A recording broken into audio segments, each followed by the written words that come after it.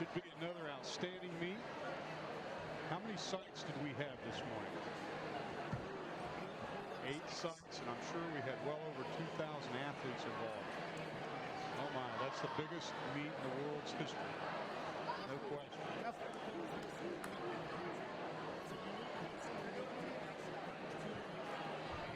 Ladies and gentlemen, at this time, if you could please stand in honor of our great country and join in the singing of our national anthem. Tonight we are pleased to have senior swimmer from Marymount High School, Mackenzie Dingle.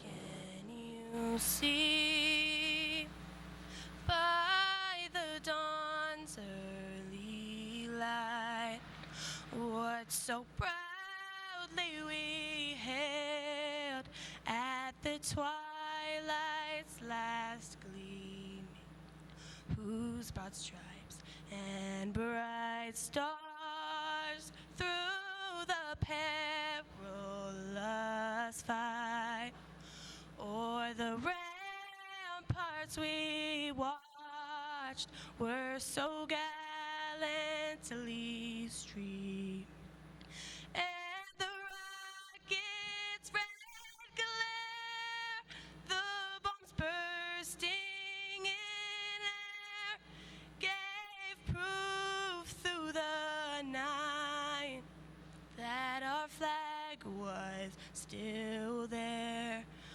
Oh, say does that star-spangled banner yet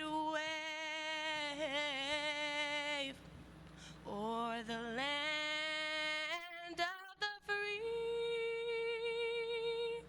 and the home of the brave. Thank you, Mackenzie Dingle.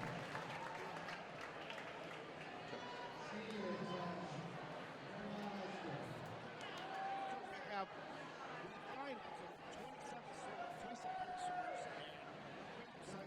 8 locations. We have the top 16 here tonight.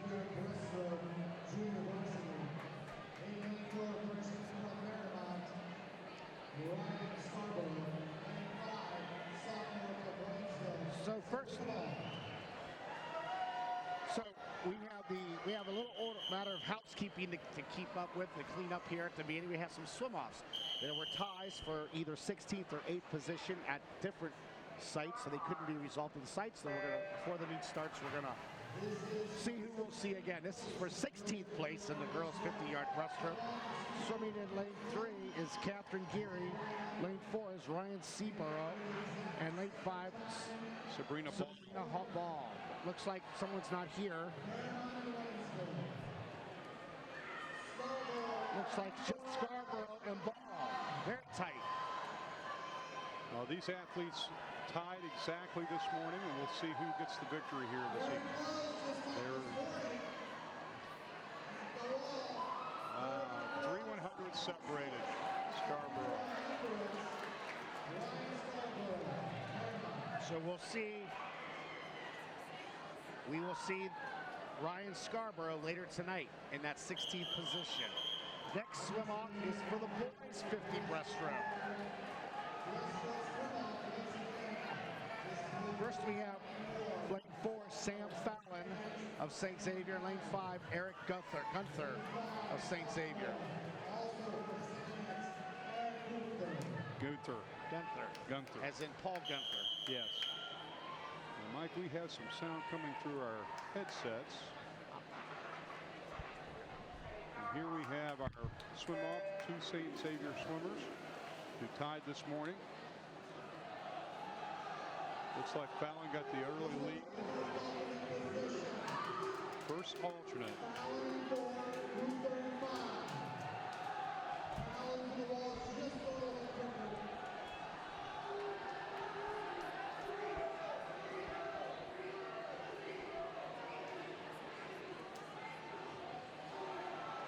It looks like Sam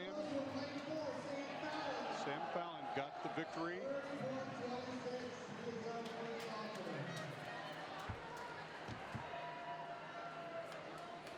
Okay, so now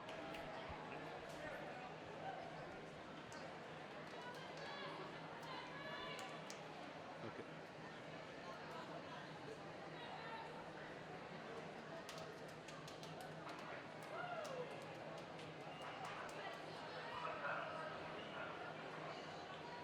So now we have the girls 400 medley relay.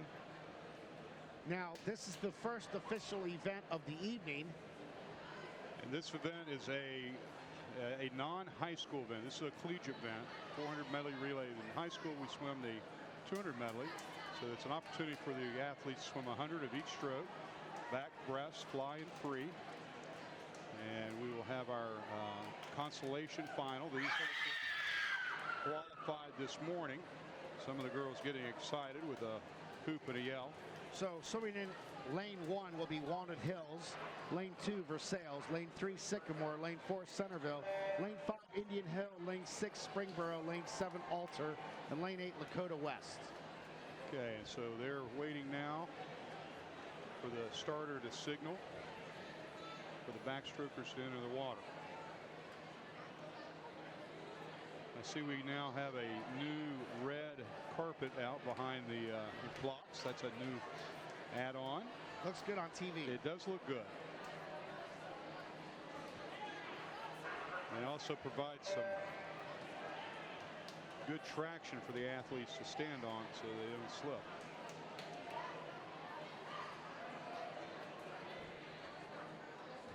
Mike, while we're waiting on this, it is apparent to me that we had very tight races this morning, very tight time frames. In our final heat, the separation in this event is only 6 seconds between the 9th place and 16th place finishers. And at the final level, there's only seven seconds in between those two individuals. So these relays are going to be pretty tight on these events, although you never know how someone's going to step up coming into a final. Turn on the lights, get the cameras going, put the TV on, and the kids, they just rise to the occasion.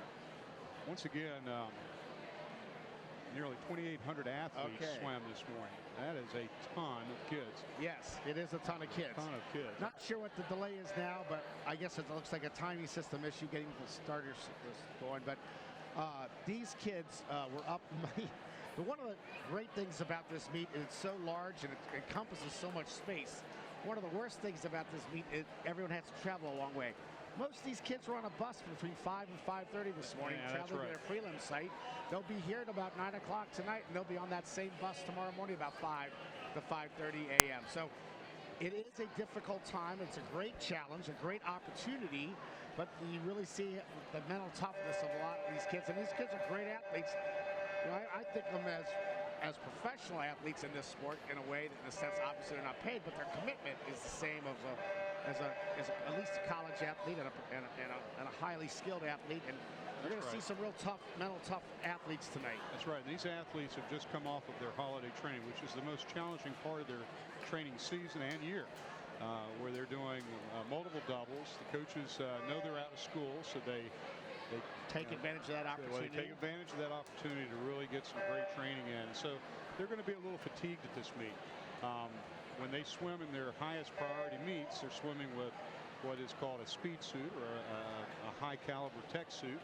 Most of the athletes at this meet will swim in a regular suit, and so they're trying to better or get close to their best time so that when they go to a championship format and put on their speed suits, they go even faster. So they're trying to be, their goal is to be as close to their best times as humanly possible. That's this time of year after a heavy, and in the midst of a heavy training period. That's correct. And Mike, the thing about it is that the athletes that are very mentally tough understand that. They understand the part about, at this point in the season, they're going to battle, and they're going to, it's like an awesome test set with thousands of people watching.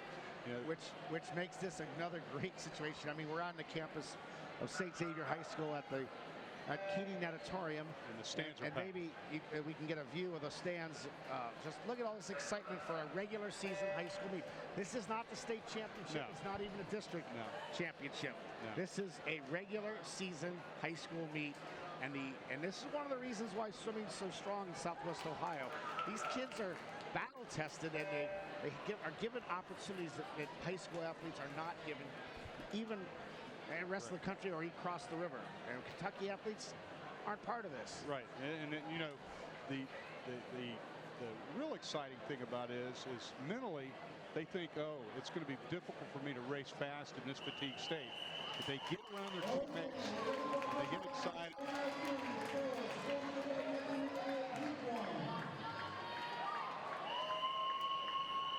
So we've set the race. And now we're ready for the backstrokers to set their feet. They are set. You can see them there. And a clean start. Now we'll see a good fly kick underneath.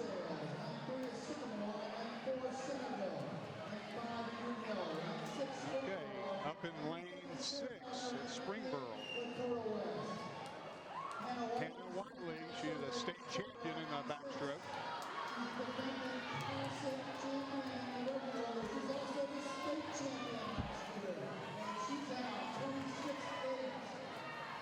Now very quickly.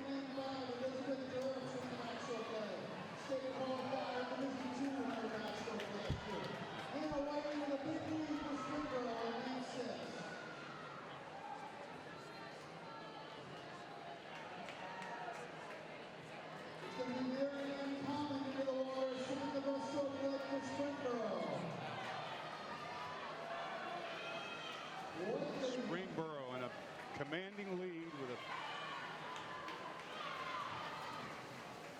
55-61 for Hannah Wiley.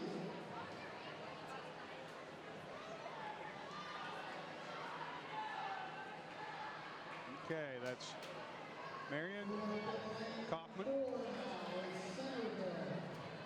Attention, please. No flash photography to start, please. No flash photography to start, please. Thank you very much for working up our time system. Springboro Stanley.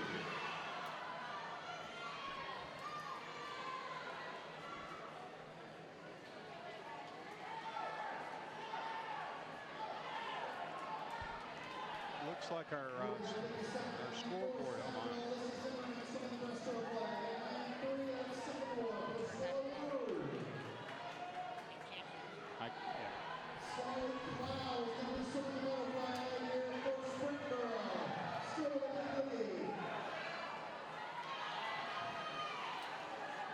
Springboro still in a commanding lead. Now here comes Devin Landstra in lane 5.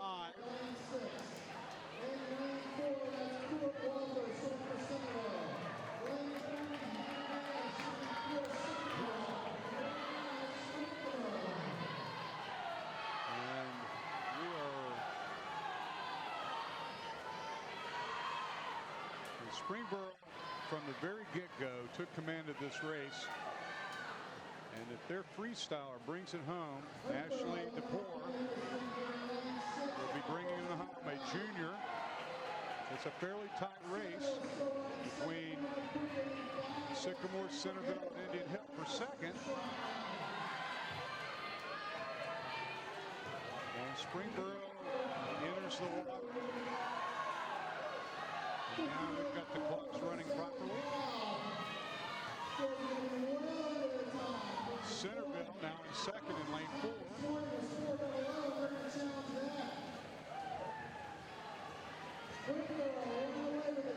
Had Springboro swum at this level this morning, they would have been in the championship final, Mike.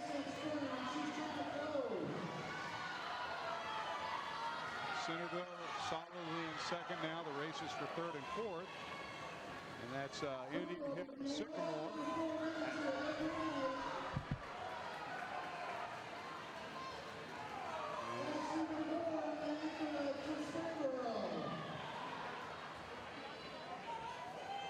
Springboro will get the victory. That would have been the fastest time this morning. Sycamore goes, Centerville gets 4:01.98, finishes second. And then Sycamore and Indian Hill follow that. And those swims were very good. Like I said earlier, the excitement of the finals brings out the best of these athletes. We are having a few technical difficulties as our announcer's voice is coming through our microphone and headsets. So we are trying to do our best to correct that. And we will now have the championship final. Dayton Oakwood in lane 1, Ursuline Academy in lane 2, Cincinnati Turpin in lane 3, Cincinnati St. Ursula Academy in 4, Mason High School in lane 5, Marymount High School in lane 6, Kings in lane 7, and Beaver Creek in lane 8. This is the championship final, and the slots 1 through 8 will be determined by this group, even though the consolation final had relays that went faster than they did in the morning. They cannot move into the final standings. Welcome back. And welcome back, Mike. All right, yes, we're back, and I can hear you. Yes, very good. Now we can. All right, so we are in the. I've already given the set of the meet, so we're ready to roll. And we've got an early lead in lane 6. That's Rachel Munchauer. Munchauer's got about a half a body length lead right now. In lane 2, that's Caroline Blood from Ursuline Academy. And up in lane 8, Abby Duncan has now taken a slight lead, racing Munchauer. There you can see Rachel there turning. In lane 5, that's Caroline Wolf. Munchauer and Duncan in lane 6 and 8 respectively. And now Leah Dupree in lane 6 is going into the water for Marymount. Sarah Serber from Beaver Creek. And in lane 4, St. Ursula coming up. Leah Dupree leading from Marymount. Beaver Creek falling back a bit. Now here comes Laura Morris. Very good pull out by Leah as she gained an advantage there. Beaver Creek still holding on to second. Very tight race with Mason and St. Ursula Academy. And Marymount with a sizable lead, Mike. Very impressive. And Brooke Ward will be going in right now for the fly leg. Exchange.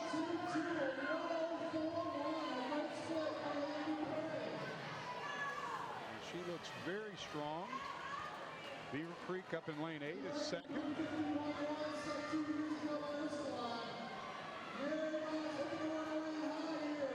I have explained to the audience, Mike, that Springboro, who went 3:57, cannot move into the top 8 because of where they were seated from the morning. 26-8 going out for Brooke, very quick. And she holds on. She's going to give her final swimmer, which is Cora Dupree. That's Leah's sister. A unique circumstance with two sisters swimming on the same relay that has a commanding lead. Marymount is a Division II school. This is a very good start to their meet. Out at 3-0. That's outstanding. And they are flying. We've got Ursula Academy now has come up into second in lane 4. Cora Dupree is going to run away with the victory. Marymount is firmly controlled. Ursula Academy will get in second, being chased by. Now here comes Beaver Creek again. Emily Lane from the freestyle. Challenging for second. Marymont's going to win handily. Meet record is 3:51. That's not going to be challenged, but it's still a great time with Marymont finishing at 3:53.30 and a sizable victory.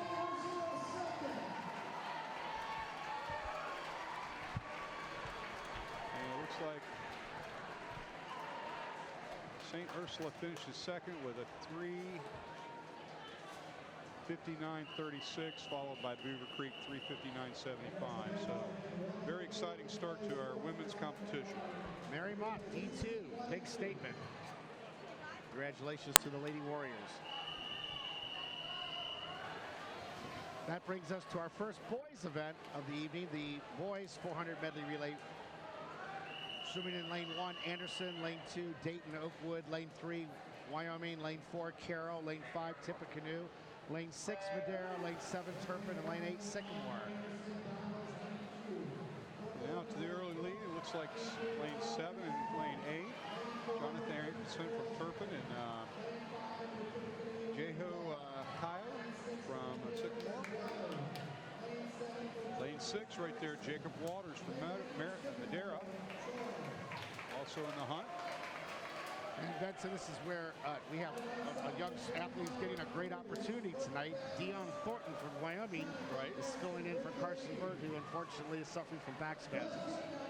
So we'll see if his back clears up for the rest of his events. But Dion Thornton, just being here, gets a great opportunity. He was here to support his teammates. In the right place at the right time. And he's in the water swimming right now.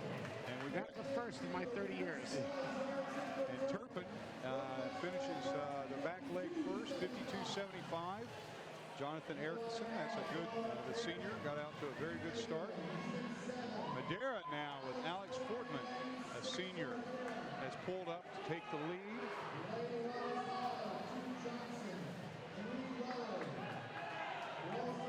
Turpin still in second, but here comes Dayton Carroll, Francisco Bozart, a sophomore. Tippecanoe's Jay Bell. Right there. You can see a good shot right there of Alex Fortman. And he's got a sizable lead, about 3 body lengths. He kicks and pulls underwater. Takes the fly kick first. That has become more and more the norm. And Fortman is pulled away a bit. Now entering the water, Chet Dobson, sophomore. Madera. It's Madera, Division II, leading by quite a bit. It's a good battle between Dayton Oakwood now. Liam Halpin, a junior. Lane 2 has come up. He's challenging lane 5, and that would be Tippecanoe's Evan Strapp. Evan is a senior. And if Madera can close with a strong freestyle, it's going to be their race to hold on to. Good race right now for second. Tippecanoe is taking a bit of a lead there. It's going to come down to Brayton Kane, a senior. Madera, and in the water he goes. Good depth on his dive. And he's got a pretty good lead, about a 4-second lead there. Adam Brownnick, senior, trying to give chase, but it looks like Braden's going to be too strong. Too big of a lead to make up. Madera still in command.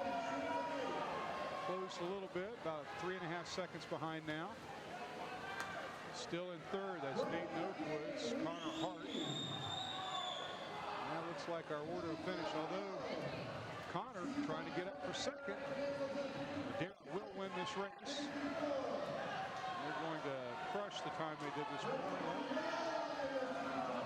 by a time of 3:38.43. This morning they went 3:48, so it dropped 10 seconds, Mike. Tippecanoe finishes second, 3:42.29. Dayton Carroll.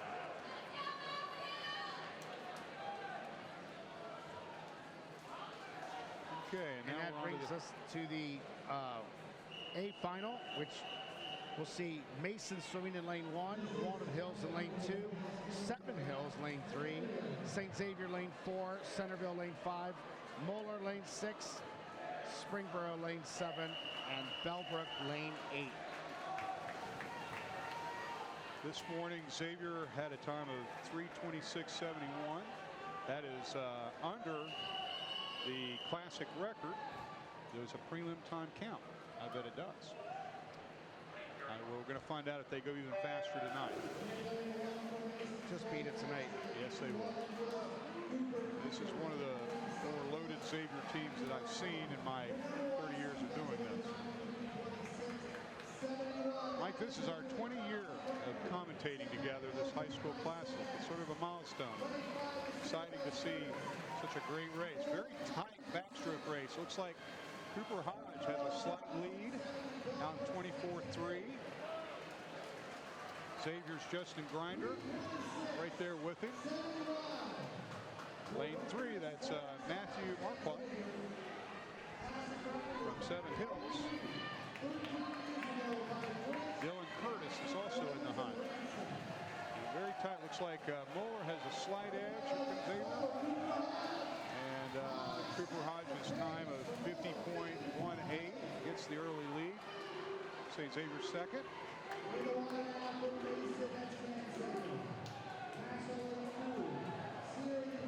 That's Dan Nimberg in lane 6. Chris Quarren from Centerville in lane 5 now is taking the lead. Up comes Dylan Fraza from Xavier. Tight.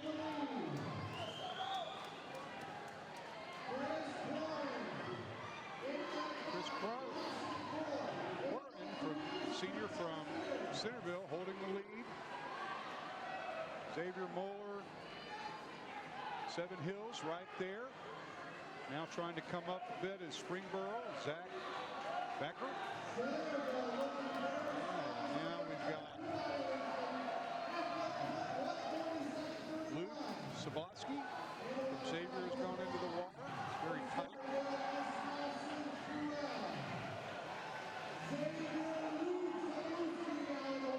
Justin Spurl, a senior from Centerville, trying to hold him off. Xavier's taking a slight edge.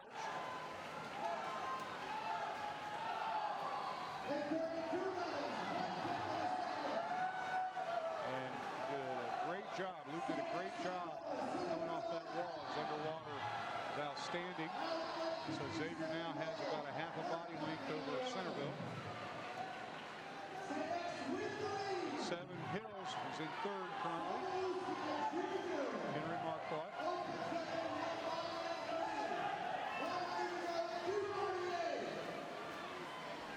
Xavier is Nicholas Vieira. Body length and a half lead. Looks like Xavier's going to hold on for the victory here. Centerville giving chase, holding second. Seven Hills in third. Now he's just got to come back and 25 will break the record. 26 will break the record if he comes on this last 50. And they're going to handily get the record.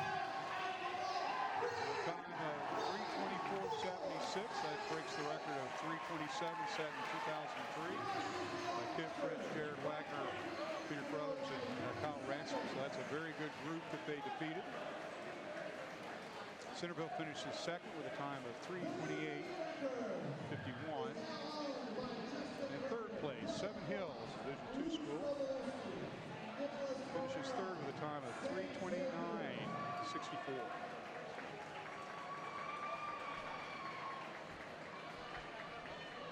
Okay, so that gets us kicked off on the beginning of the meet. We have our girls 200 freestyle coming up, which is a varsity event and a high school event.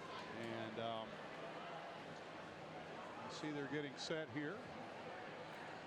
Our lane assignments in lane 1, it's Julia Moran from Ursuline Academy, Nora Fulkenkamp from Centerville, Megan Bobick from Bellbrook, Meredith Mollering from St. Ursula Academy, Kendall Ferrara from St. Ursuline Academy. We've got Naive Rice from Lakota West, Liz Corin from Centerville, and Maddie Eckley from Centerville. Took 158.37 to qualify for this event, top 16, and our 9th place finisher was 157.3. So just 1 second separating these 8 athletes. Well, I'd like to introduce Meredith to our booth. She stepped in for a moment as Mike had to step away. And Meredith will be doing some of our interviews tonight. And so she has a vast experience in coaching and is currently coaching at the Powell Crosley Y. So Meredith, feel free to commentate as you see fit. We have this heat, which is a very tight heat from this morning. Just a second separating these 8 young ladies. Thank you, Benson. And it looks like lane 3, Megan Bobick from Bellbrook, a senior, has taken the early lead. Closely followed by Nora Fulkenkamp from Centerville. And Meredith, as you know, when you're going out in the 200 free, it's a controlled sprint. Anymore at the collegiate level, it's an all-out sprint, but these girls are going out pretty fast, and they're going to really try to push this third part of the race, where oftentimes that's the race's most critical point. And Megan, who took the early lead, is still holding first, but lane 8 making a surge. Maddie Eckerly from Centerville, a senior in lane 8, has now pulled even. This is where you really want to take a look at these girls. This is where typically they'll pull away. We'll see if she's able to hold on as the surge comes into this last turn.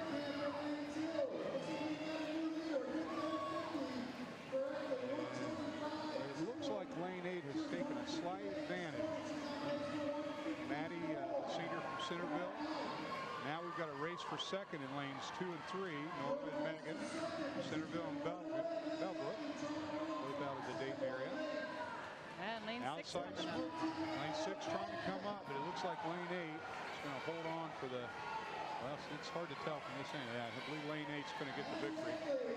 That's Maddie Eckerly from Centerville, wins with a time of 154.54, a 4-second drop from this morning. So we've seen huge surges in relationship to what they did this morning. Nora finishes second, 155.92. And now we're going to our championship final.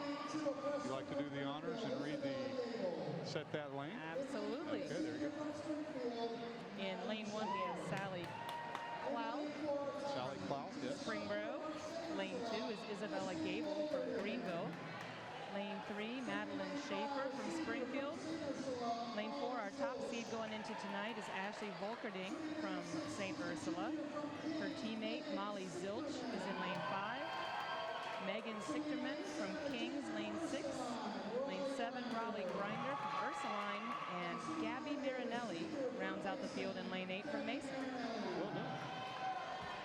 Okay, the top seed this morning, Ashley, was 154.26, and we just saw a young lady win the last heat from the outside lane at 154.54. And as I told the audience earlier, she cannot move into the top 8 because she did not finish in the top 8 this morning. So she's going to get the 9th spot, even if she beats some of the athletes in this heat. Okay, and once again, lane 3 is taking an early. Maddie Schaefer from Springfield. Ashley is right there with her. And you can see lane 3, Schaefer's wearing a speed suit, as is lane 2, Isabel Gable. And you'll see that a little bit, but the majority of the athletes, Meredith, this weekend will be wearing conventional training suits. Absolutely. And Ashley Volkerding over there in lane 4, a very versatile freestyle swimmer. Looks like she doesn't want her to get too far out of her sights going into the halfway point here. She looks like she's racing a strategic race. She's right where she needs to be. And now they're going to push. And I can see that Madeline really stepped forward right there and surged with her legs. And that's really a feature of that third 50. You can see across the field the legs really coming up into this last 75 yards. So now, Meredith, you've probably worn one of these speed suits in your day. How much of an advantage do you believe it is per 100 or per 200 to have that suit? I think it's a lot like shaving. It's more the feel for the athlete Right. than it is the magic fabric. So if they feel fast and they believe they're fast in those suits, that's what matters. What about the compression of the suit? Do you think that helps save the legs a bit? Again, I think it's really what the athlete feels. Well, the athlete here is feeling it because she pulled away from the athletes that didn't wear the suit. So, for a time of 151.17, that's an outstanding fatigue time. Like we were speaking earlier, these athletes coming off the hardest part of their training, coming off the holiday training. Finishing second.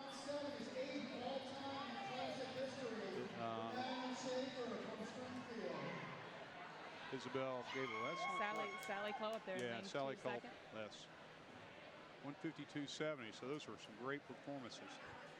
Okay, and now we're going to do go to our men. And lane one, that's Joshua Rochiglu from Moreau. Chet Dobson from Cincinnati, Madera. Carson Burt, who is not going to swim. And let's see if they're going to bring in he had the back spasm earlier. I think he had an accident earlier. Evan Strapp from Tippecanoe. Jacob Walters from Madera. Christian Imbus from St. Xavier.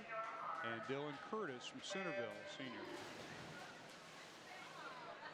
And they're off. Now I'm going to say Zach Backer from Springboro has slipped into lane 3 as we had an alternate with the injury to Carson Burt. And this morning's top seed, Tim Hagemeister from Seven Hills, went 144.35. And he is out first with a time of 24.41. And all the boys look to be using quite a bit of power with their legs. You can see that they're not holding back or saving anything, so they're going out after it, which pretty important at this competition. Lane 6 surging. Jacob Waters making a move at the halfway point. In lane 4, still hanging tough. Tim is right there. Benson, this 200 freestyle is an interesting distance for sprinters and for distance swimmers. Right, it's sort of an in-between race between the middle distance and the sprint kids.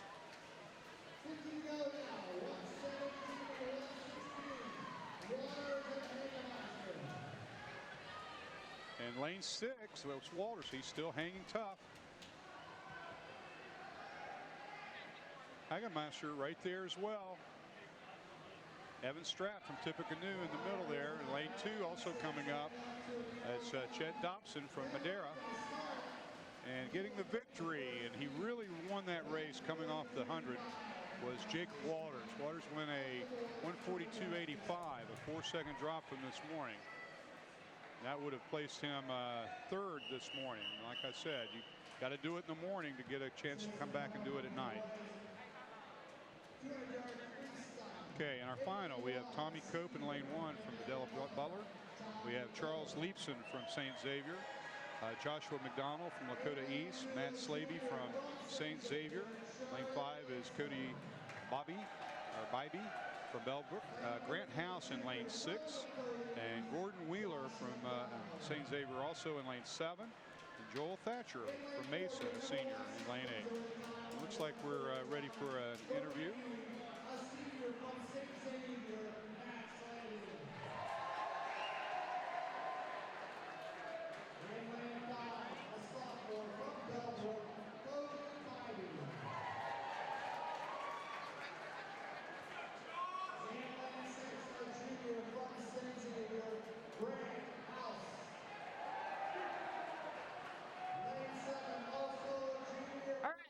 with Marymount, who just won the 400 medley relay in the Classic here tonight. So how'd it go, guys? It was really well. I feel like we all put in our best effort, and we've been training really hard for this. So we're just really proud of what we went. Now, is this the first time your school has won at the Classic? Yes, a relay. Yeah. Awesome. So what did you swim? I swam backstroke, butterfly, breaststroke, freestyle. Awesome. And have you guys done this relay before or a different matchup? No, actually, Cora's a freshman, and I didn't do backstroke last year. It's my first year doing backstroke, and I think they've been doing fly and breast. I did backstroke last year, so I swam backstroke last year, and then I did fly this year. So how are you guys feeling as a team together? Do you think this is probably your matchup for future competitions coming in the championships? Yeah, we're definitely going to choose this lineup for districts and state and all that, so we're really excited to get to those meets and hopefully win. Awesome. Good luck to you, ladies. Thank you. Good job, girls. Congratulations. Nice job. Okay, now we have championship final. Ray House, my former college teammate, his son, Grant House, is out in the early lead in lane 6. Grant goes out in 48.3 just to put some distance between the field. He's followed by Cody Bybee. Grant House, a member of the U.S. Junior National Team. Yes, he's competed in Singapore this summer. Right. Lane 1, Tommy Cope, also up there. And with a 50 to go, Grant House has a solid lead. Cody giving chase and trying to hold off Tommy Cope. And those three are substantially ahead. It's a good battle for 4 with Charles Leapson coming up. In lane 2, Grant House gets the victory, 137.91, breaking Joey Hudepol's record, a former Olympic relay swimmer. Impressive, and Grant only a junior. That's right, and I know his best time's 135, so he's going to be happy with that type of a swim. Let's take a look. Yeah, he was wearing a jammer, so sure he is pretty pleased with that. And 139.48.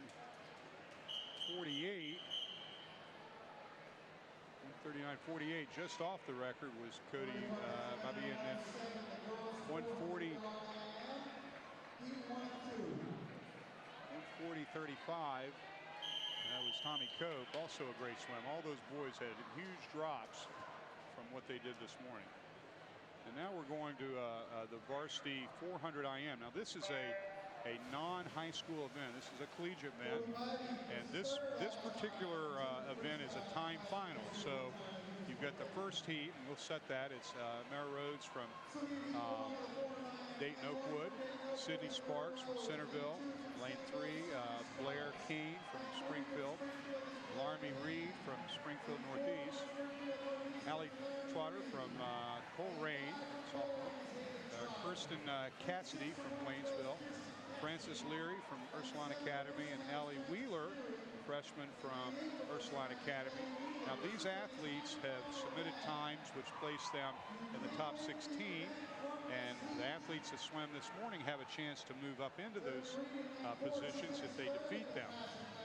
These athletes in this heat can also move into the finals and be in the top 8 if they go faster than the following championship heat. So it's a time final event where the times will dictate as opposed to place in their heat.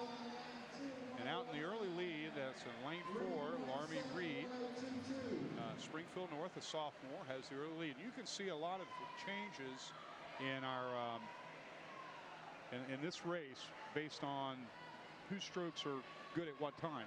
Oftentimes you'll see a breaststroker falling back a bit on the fly and the backstroke, Meredith, and then you will see the surge on the breast and the free, especially the breaststroke.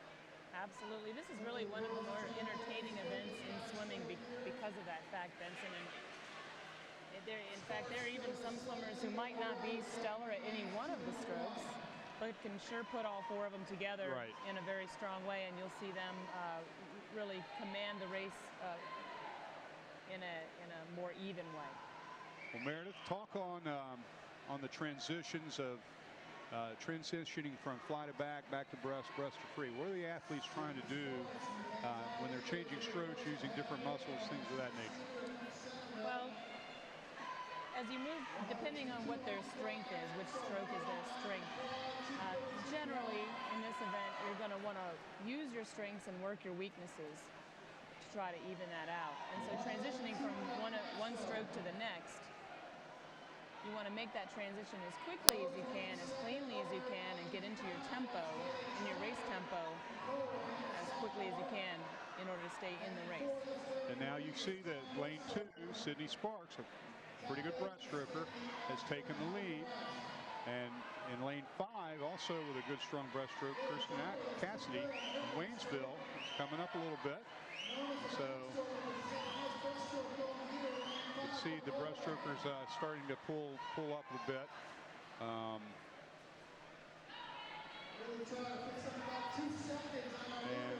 like we said before, Cassidy in lane 6. It's like Haley Trotter making a move in lane 5. Right.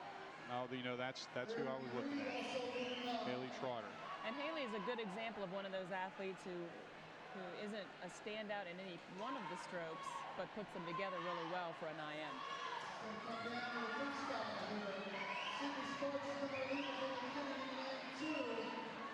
They need to use their walls to their fullest. They've got 16 links to the pull, so each wall, every time they press off, their streamlined position gives them an opportunity to utilize that technically and avoid fatigue.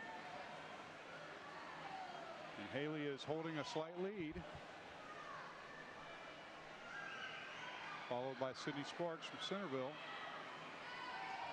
Even a 300 in here, Benson. A lot of things can change on this last 100, depending on how much energy they use and how proficient their kick is coming home, just like you mentioned on that 200 freestyle before. Well, and how clean they are technically on their breakouts. Things of that nature right now are critical, because at the end of this race, sort of the decathlon of swimming, they're pretty fatigued. It's a hard race, one that they've had to train diligently for. Their wall skills are so important on this race. And Haley really took command by surging on her breaststroke to win the race. See, she's finishing strong right there. Put her head down. Good solid finish. 4:40.12. Good swim for her. Just off her lifetime best at 37. Cassidy got second with a time of 4:42.59. And now we go to the final heat of time finals. It's Megan Glass, Ursuline Academy, Gabby Martini from Mason, a senior, Allison Boabram from Mason, Lucy Callard from Seven Hills, sophomore, Mary Docken from Kettering Fairmont, Emily Carlin from Kings, Marissa Martin in lane 7 from Anderson, and Isabel All from Dayton Oakwood, a sophomore in lane 8. Okay, and our top seed is Lucy Callard, the sophomore from Seven Hills. Her best time is 4:26.29. And Lucy is an outstanding butterfly and backstroke swimmer, distance freestyler, so the 400 IM is right in her wheelhouse. Her breaststroke's gotten a lot better. So it's a good event for her.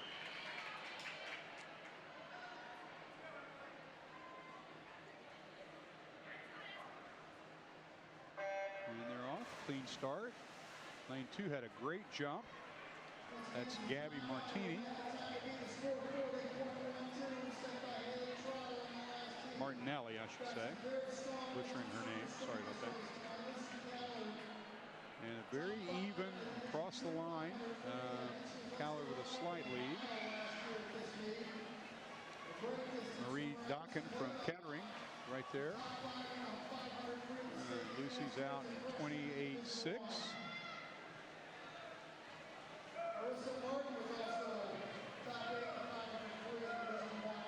And you can see they're controlling their stroke, but they've got a good rhythm, good tempo. Wall skills become so important.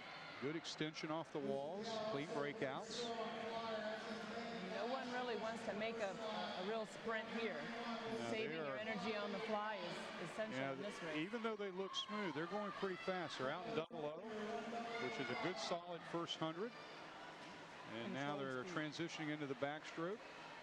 And, you know, I like to tell my athletes, make sure your first 4 cycles are very powerful and efficient, and then accelerate. And I also like to see my athletes have their second 50 be about a half a second to a second, even sometimes a second and a half faster than the first 50 once they get into the back breast and fly.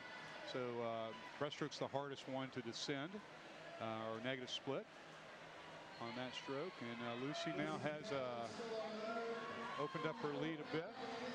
Lane 2, that's all right there with her, a strong backstroker. All from Dayton Oakwood, sophomore also. So we got a couple of sophomores leading the race. And breaststroke is going to be a telltale sign here, I think.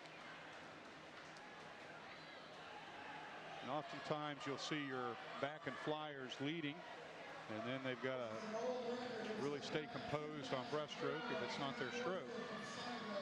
And Lucy still with a slight lead overall. And all looks like she may have taken a little bit of a lead on that pullout. It's hard to tell from this angle. And we got a good race for third as some of the breaststrokers are coming up a bit. Caller's right there. All right together.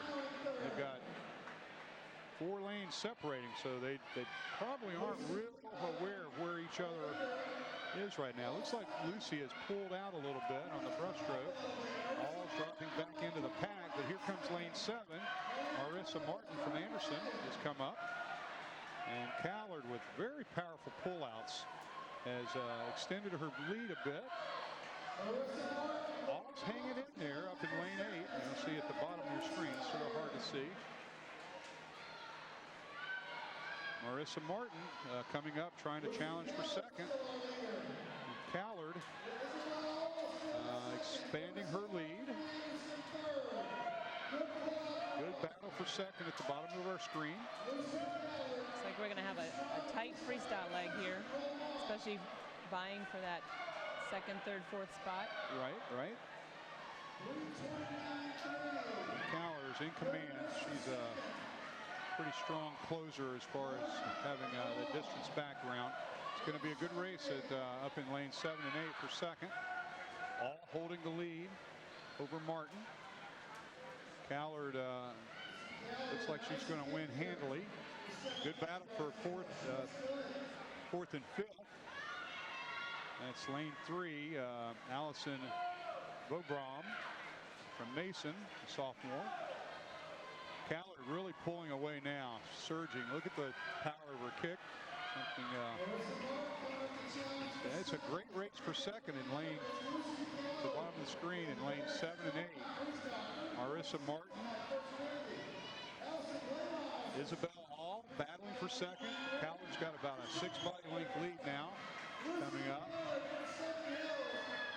She's going to finish with a time of 4:30.36 for the victory. That's a good strong swim for her right now. Isabel Hall. Martin ends up getting second for the time of 4:35.39. All finishes third with a 4:36.53. So great race for second there. All right, now we're going to be heading to our men's 400 IM. And I'll set the stage here. We've got heat 1, lane 1, Cole Huggerter from Bellbrook, Tyndall Sar from Seven Hills, Dan Cashel from Walnut Hills, Owen Meisel from New Carlisle, Cooper Keener from Walnut Hills, Will Spike from St. Xavier, Dawson Lutz from Beaver Creek, and Sam Oakham from Indian Hill. And we have a clean start right there. Okay, and St. Xavier's Will Spade has taken the early lead in lane 6. Now they're right together. Owen Meisel from New Carlisle in Lane 4, see right there with a slight lead, being challenged. And a good solid press there by Cooper Keener in lane 5, coming off the wall.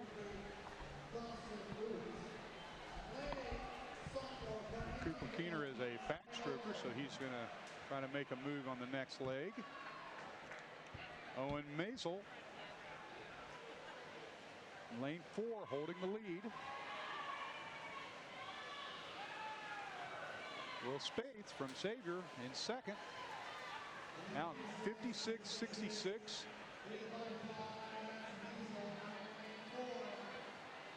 That's Maisel.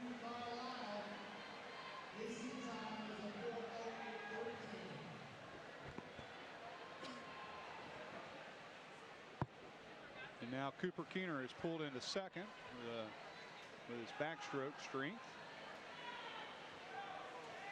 Owen still holding the lead. Will in lane 6. Going into the turn right there. Cooper Keener gained a little bit of an advantage off that wall. Owen Maisel from New Carlisle. In lane 4. Mike, it's welcome back, Mike. We're going to be coming to the breaststroke where we could see a shift in positioning.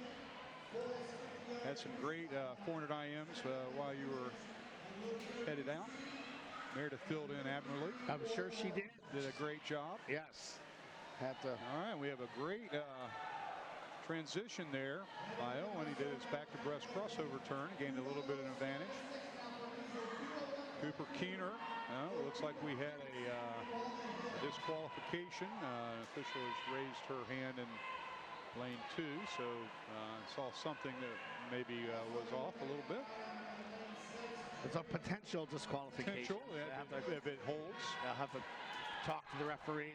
And we've got a very tight race here, Mike. Owen Maisel and Cooper Keener are right together. Cooper has taken a slight edge there with a good split there. And now here comes Spaeth.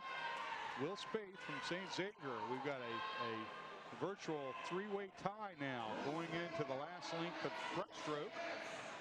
And here comes Tindar Sauter from Seven Hills to try to get up into the action too in lane 2. And he is pulling even. It is a virtual four-way tie with Tindar coming a little bit ahead with a great surge on his breaststroke. And Spaeth and he touch together. And now it's coming down to the freestyle leg. And what a great surge in lane 2 by Tindar from Seven Hills. Will Spaeth just slightly behind him. Okay, now Tindar can see him as he breathes to his right. And Spaeth is breathing to his left. So they've got each other in view. It's going to come down to this last 50.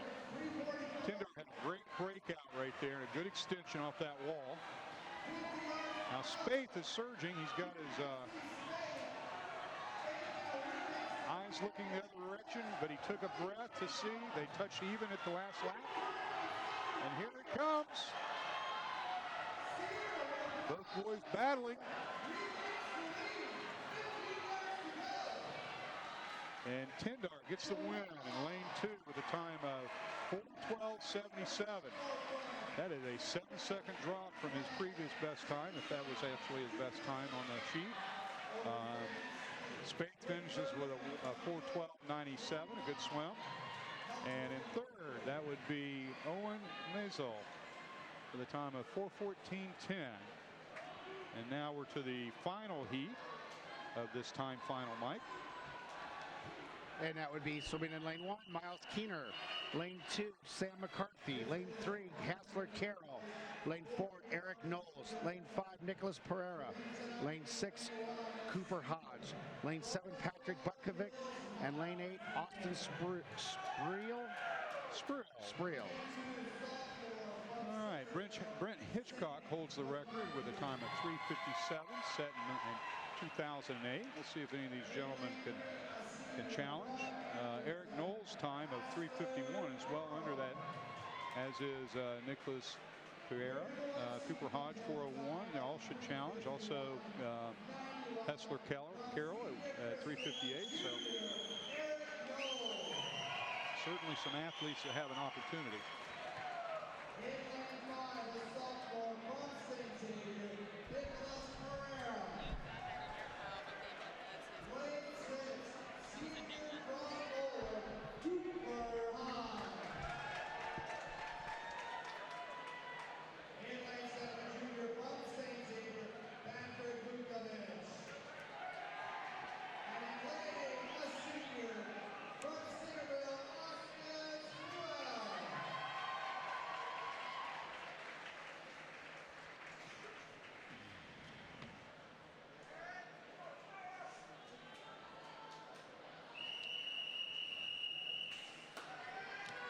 .400 individual medley, 4 laps fly, back, breast, and free.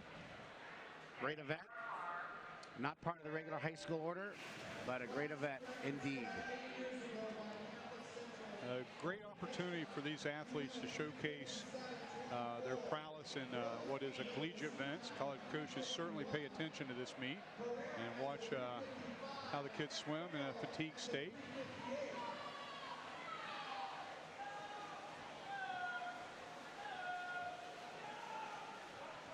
And Cooper Hodge goes out in 24-3 to take the early lead.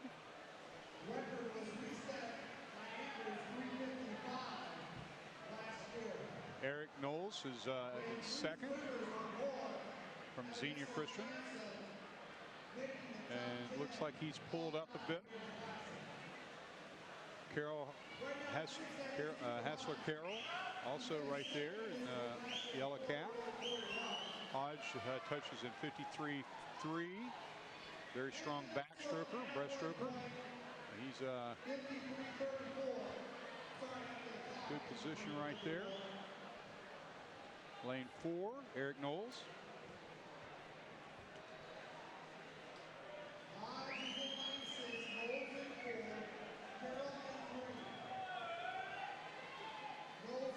Cooper Hodge out 123 at the 150 mark, has about a body length lead.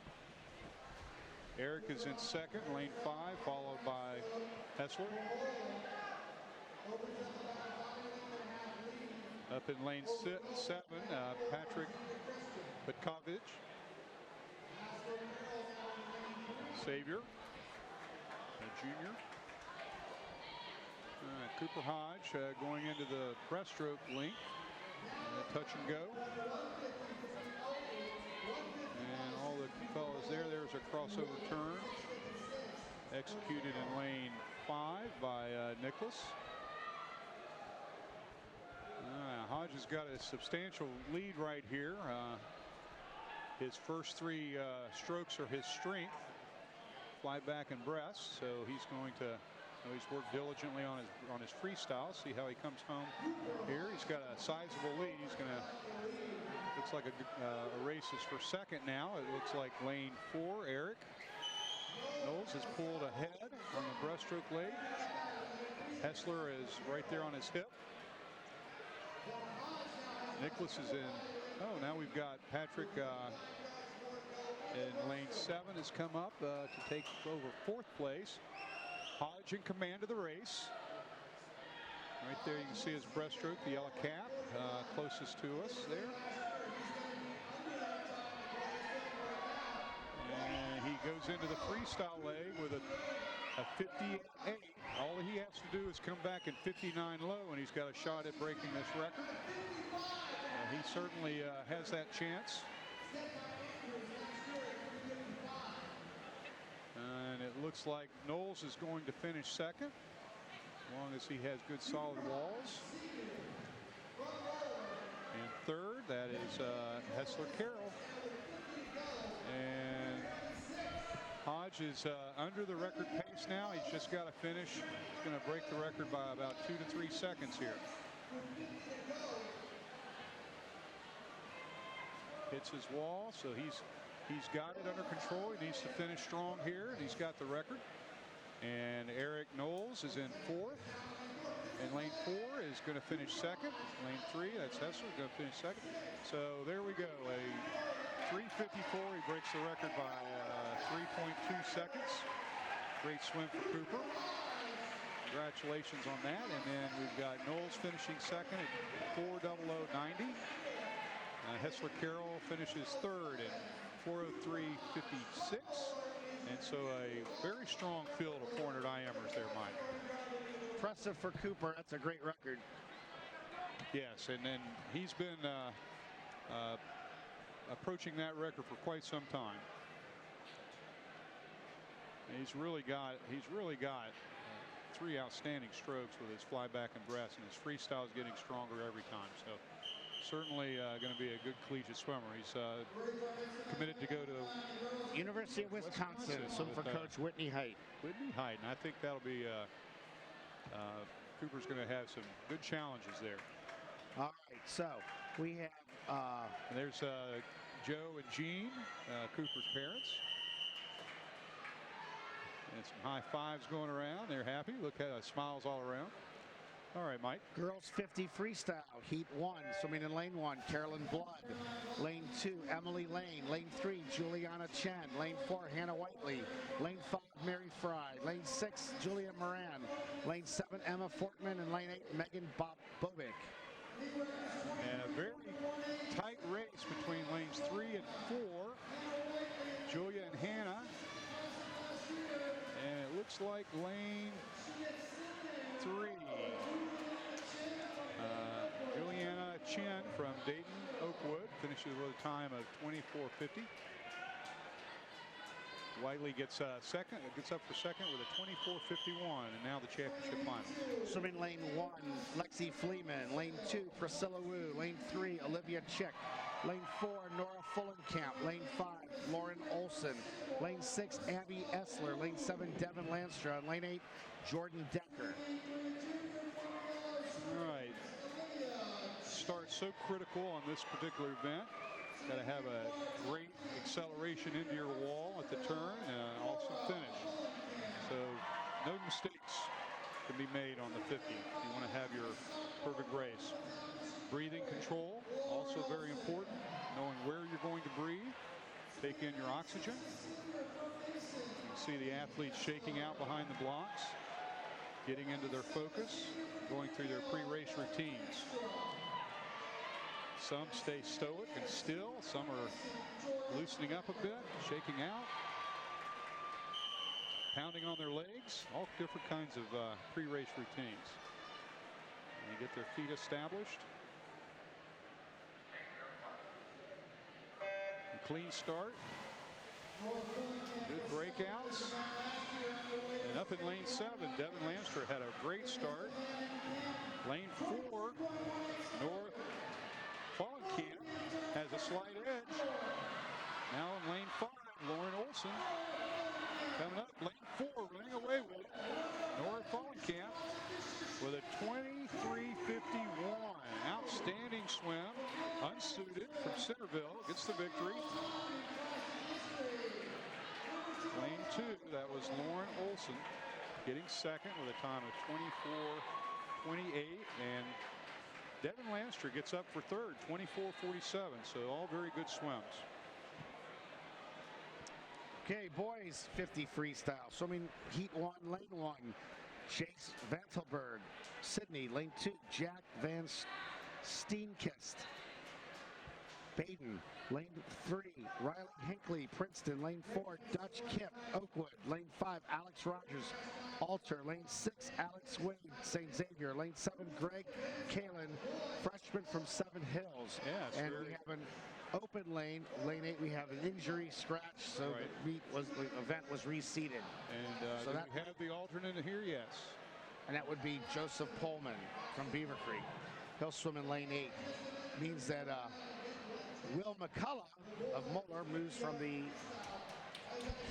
heat 1 into heat 2. So unfortunate situation for Carson leads to a fortunate situation for another teammate. Right.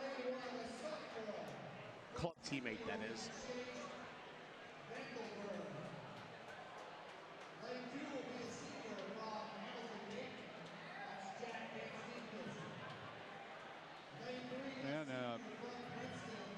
We have two freshmen in the field. Greg Kalen, and in the final heat, Tyler Binnick from Milford will be in the final.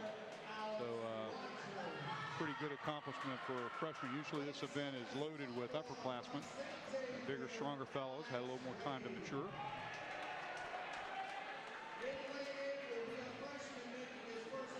These guys look pretty intense. They're ready to go. 50, mad dash.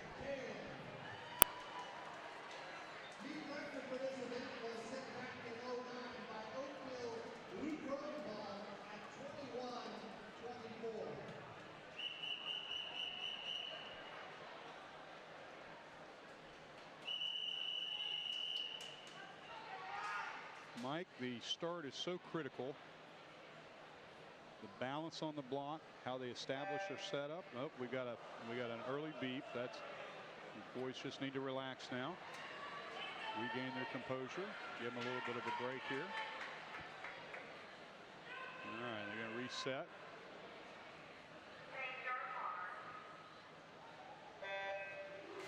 Clean start. Lane 7 had an early surge. Lane was tight. Lane 6 hits the wall first. Good breakout. Boy, it's a dead even heat. Going to see who can hold their composure coming to the fall. Too close to call. It looks like lane 6. And that would be Alex Wade from St. Xavier. Sophomore finishes with a time of 22:23. 5/10 drop from this morning. And Greg Kalen, the freshman, gets second with a time of 22:25 from Seven Hills. And now the finals. Swimming in lane 1, Sean Brandenburg. Lane 2, Alex Fortman, the senior from Madera. Lane 3, Matt Slavey, St. Xavier. Lane 4, Justin Grender, St. Xavier. Lane 5, J. Elias Bell of Tippecanoe. Lane 6, Luke Van Gorp, St. Xavier. Lane 7, Tyler Babinek of Milford, a freshman from Milford. And lane 8, Will McCullough, the junior from Moeller.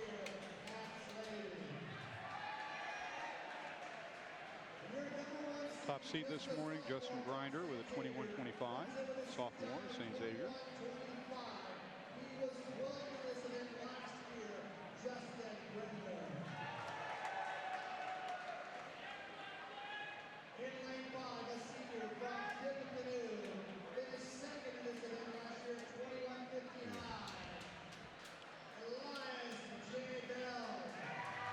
As we wait for the public address announcer to finish the announcements.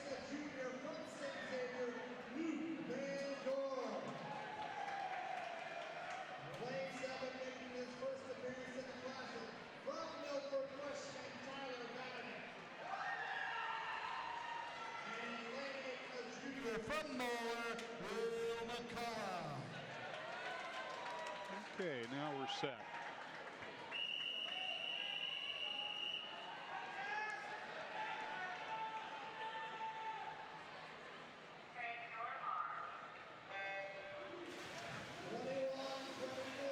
Okay, quick lead in lane 5. Jay Bell. And he hits the wall first. Great extension by Grinder coming off the wall. Bell, slight lead.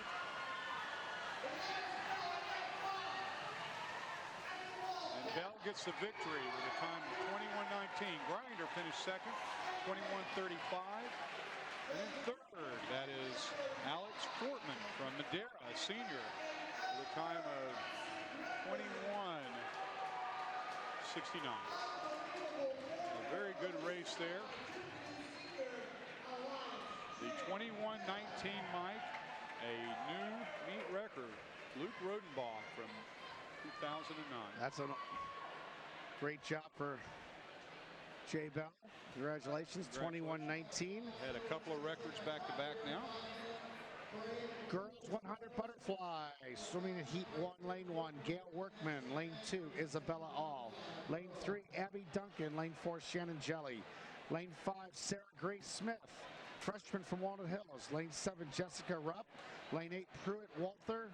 And lane 9, Camille Nguyen of Mason. Doing a great job with the name, Mike. Always a fun challenge. We apologize if there's a name that we mispronounce. I'm sure there will be a couple.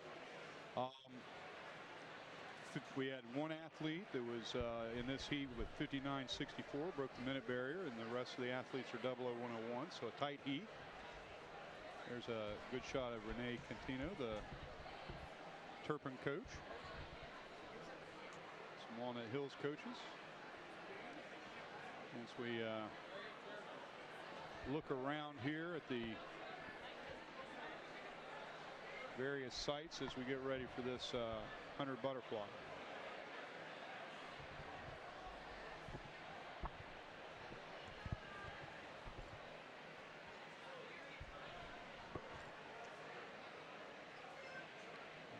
Some officials there, Mark. And, not quite sure what the delay is.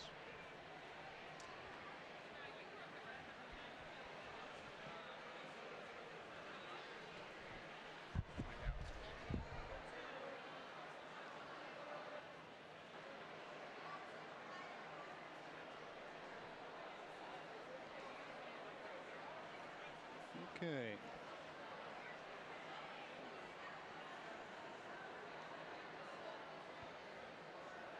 Looks like we're ready for an interview with Grant House. I'm here with Grant House from St. X, and you're a senior, correct? I'm a junior. Junior. All right, awesome. And this isn't your first time up here at the Classic, right? Fortunately, it's not. And this was the 200 freestyle you won, and I hear you broke the record from 1992. How's that feel?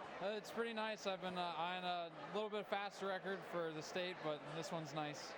Now, of the events you swim, how does the 200 free rank?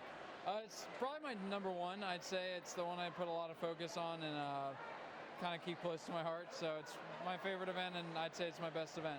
Awesome. Well, great job today. And what are your next plans in terms of going into the championships with this event and your other events? Well, we've got tonight I've got the 500, and then tomorrow I got 2 more events, and then we start going into GCLs for some of our guys, and then the road to state with sectionals, districts, and state. So looking forward to that. All right. Well, good luck to you and congrats. Thank you. Job, Grant. Okay, so nice interview with Grant House. Yeah.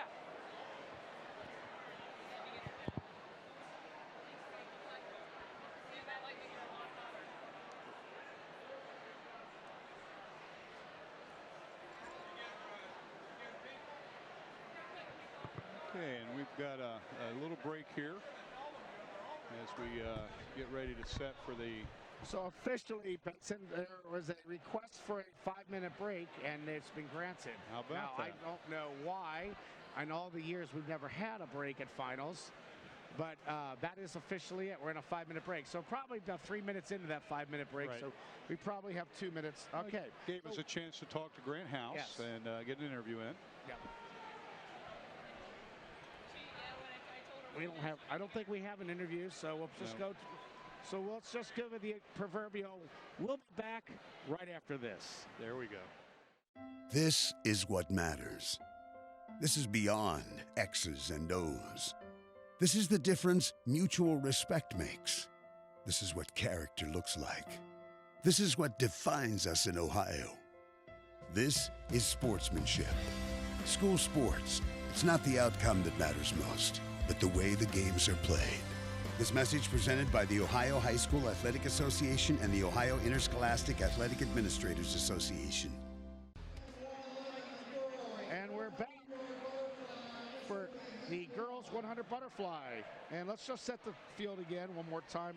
Swimming in heat 1, lane 1, Gail Workman. Lane 2, Isabella All. Lane 3, Abby Duncan. Lane 4, Shannon Jelly. Lane 5, Sarah Grace Smith. Lane 6, Jessica Rupp. Lane 7, Pruitt Walther. Lane 8, Camille Nguyen. Perhaps Isabel All, who swam the 400 IM, requested a break. I don't know. Maybe not. I don't know. But back to action. That's true. That's, you got to make good decisions on how you select your events. So in lane 3, with the early lead, it looks like that's Abby Duncan from Beaver Creek, a junior. From Beaver Creek, Abby Duncan holding the lead. Lane 5, Grace Smith from Walnut Hills, a freshman, right there in second.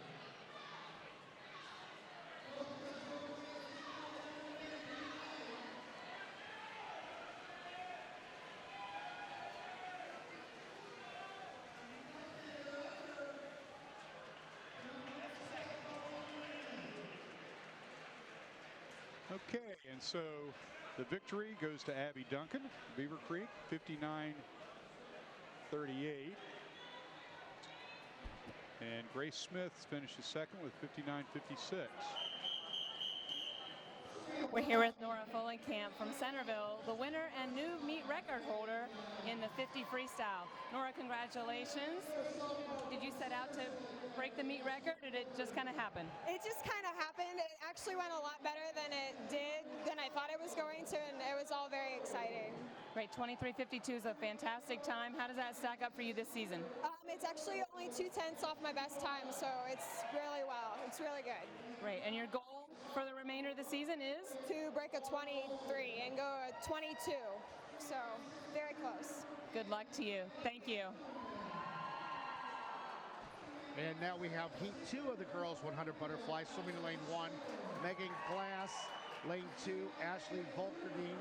Lane 3, Isabel Murray. Lane 4, Cassidy Fry. Lane 5, Lauren Olson. Lane 6, Megan Sichterman. Lane 7, Madeline Schaefer. And lane 8, Emma Otten. We'll just stand here and And it's a very tight field. We had 5 girls go 57s this morning.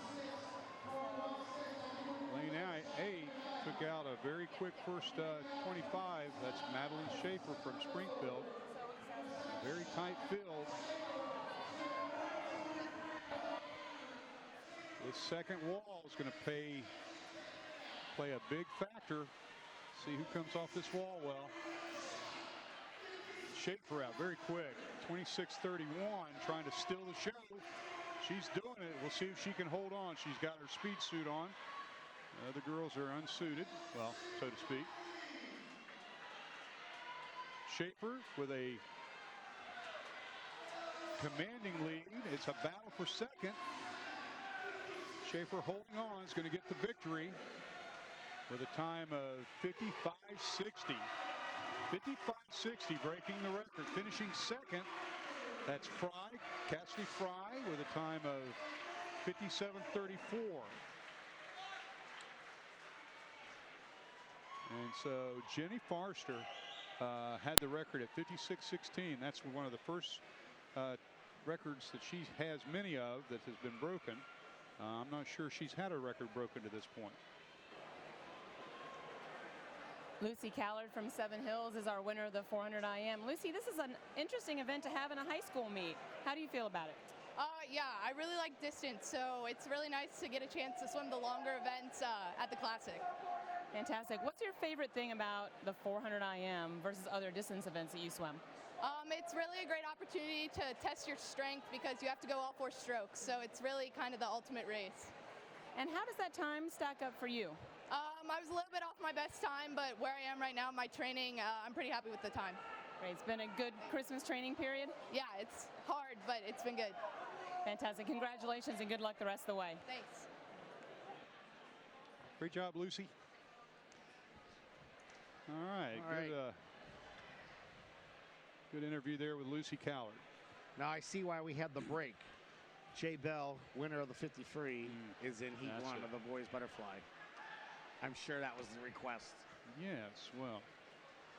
Which, honestly, you're not going to be able to do it in a regular high school meet because the break at the state meet's been changed. So. Right. Well, I know that in my coaching tenure that I've had a lot of swimmers who would like to do that double who stay away from it just because they know there's no break. But, you know, I'm a little interested that that they made that change, but maybe that'll be a request in the future that they allow. So we have the boys 100 butterfly swimming heat 1, lane 1, John Sampson, lane 2, Jay Bell, lane 3, Alex Fortman, lane 4, Gordon Wheeler, lane 5, Dylan Froas, lane 6, Connor Blatt, lane 7, Austin Spriel, lane 8, Liam Halpin. And out to a quick start. That's lane 3, Alex Portman and Gordon Wheeler in lane 4.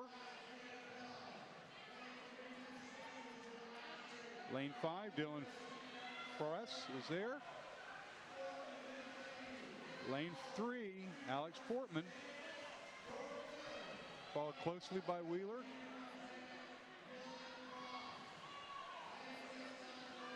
Portman with a commanding lead. Now here comes Jay Bell. He might be a little fatigued. Trying to get one of my coaches. Portman with command. The Madera senior. And 50.82 this morning at Milford, 53.18. So a big drop. Evan Stapp had a 53.29 for second place. I'm sorry, that was Austin Spurl. And Jay Bell ends up getting third with a 53.30. So on to the finals. Swimming heat 2, lane 1, Hank Seifert. Lane 2, Jacob Poliquin. Lane 3, Tommy Cope. Lane 4, Cody Bybee. Lane 5, Aaron Taskey. Lane 6, Chris Corin. Lane 7, Evan Stapp. And lane 8, Cameron Wallace.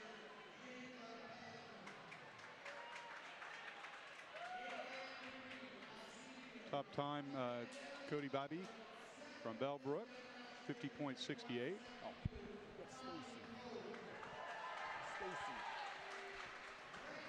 Josh Quallen holds the record at 49.96.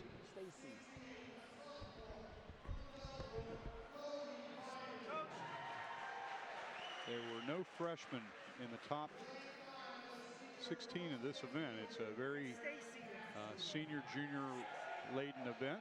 A lot of power and strength in this event.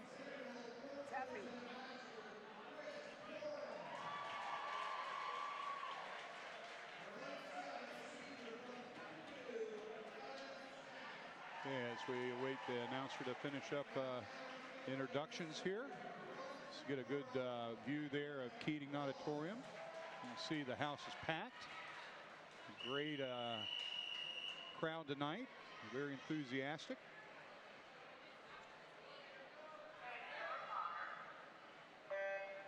And they're off. A clean start. Lane 3, Tommy Cope had a very good entry, very clean, and has taken an early lead.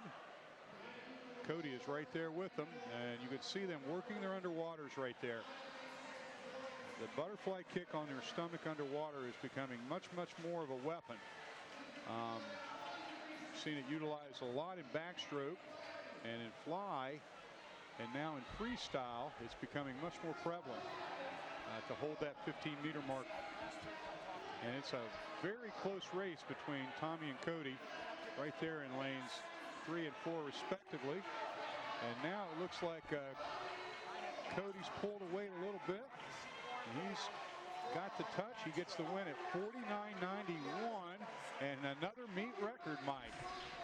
And Tommy Cope 50.44. So another meet record, Mike, in the 100 fly. You know, that is number 5 tonight. And interestingly enough, there's 4 meet records set in consecutive order, and that's never been done since the first year. Wow, that's a so great we've got 5 tonight, 4 in a row, and the 4 in a row has never been set before in the history of the 30-year history of the Classic. Obviously, the first year it was. First year, right. After that, that's amazing. Right. It is amazing. That is amazing. Something in the air tonight. Good athletes. Great athletes. Yeah, they're really doing a good job. Yeah. And you know, young Cody is a sophomore, so that's a well of a swim right there. All right, 100 backstroke. Swimming in heat 1, Isabel Murray. Lane 2, Lauren Thomas. Lane 3, Caroline Wolf. Lane 4, Claire Golba. Lane 5, Haley Trotter. Lane 6, Emma Schubert. Lane 7, Carolyn Blood. And lane 8, Chloe Dunseith. Okay, the meet record by Hannah Wiley is 55.79. We'll see her in the next heat. All these girls were 59 double O's this morning.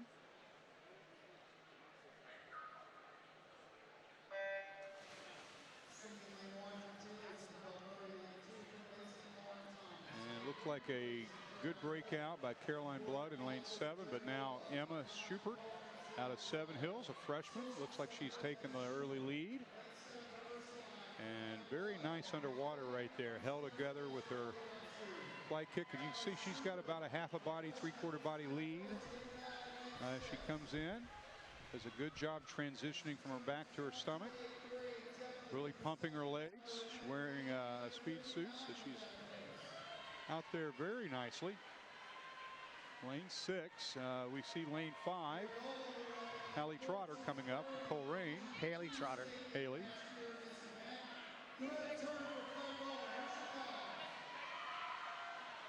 And she's trying to make the surge pass. It looks like she may just do so. And yes, Trotter. Oh, that's Claire Goebel out of Kettering, a senior. She gets 59-23 for Golba. Schubert gets second. 59-38. And to the finals. Swimming in lane 1, Abby Duncan, Beaver Creek. Lane 2, Holly Hewlett. Lane 3, Peyton Kiner. Lane 4, Hannah Whiteley. Lane 5, Emma Otten. Lane 6, Marianne Kamen. Lane 7, Devin Lanstra. And lane 8, Olivia Chick. Very strong field, Mike. Took 59-3 just to get in the top 8 this evening.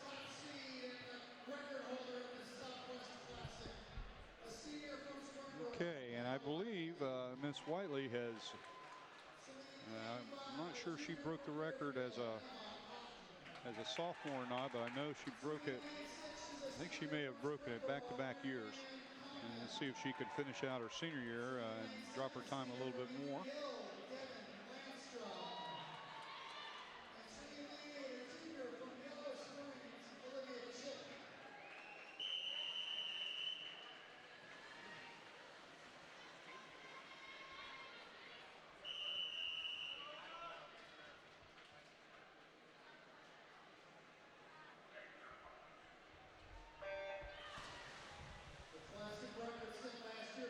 Okay, and Peyton Kiner had a very good start right beside Hannah Whiteley, who took the lead.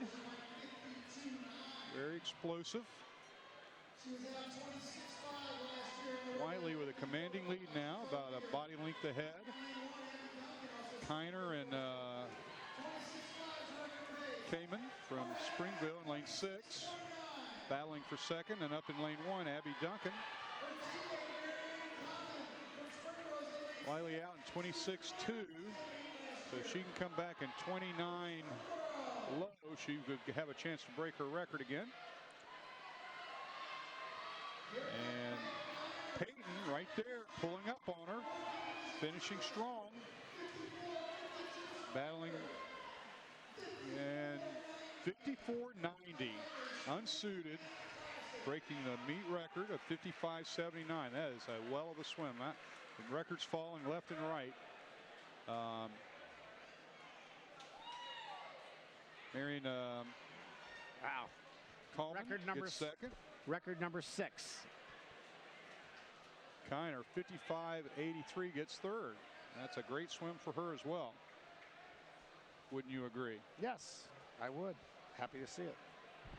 All right, and so now we're on to the gentlemen.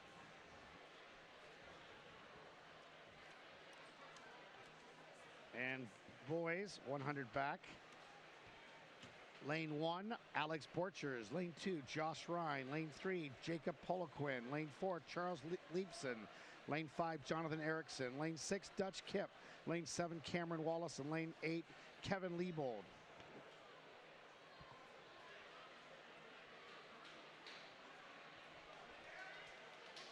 Hendrik Pullman holds the record at 48.42.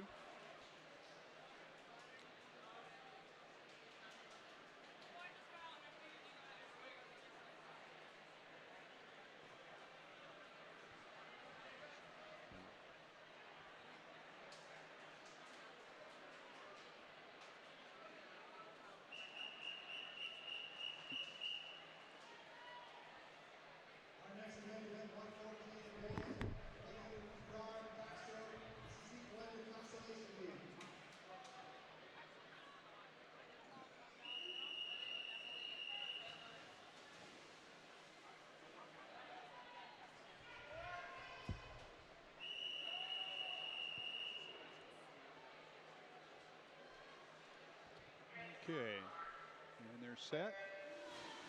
Good start. Looks like 1 and 7 had good breakouts.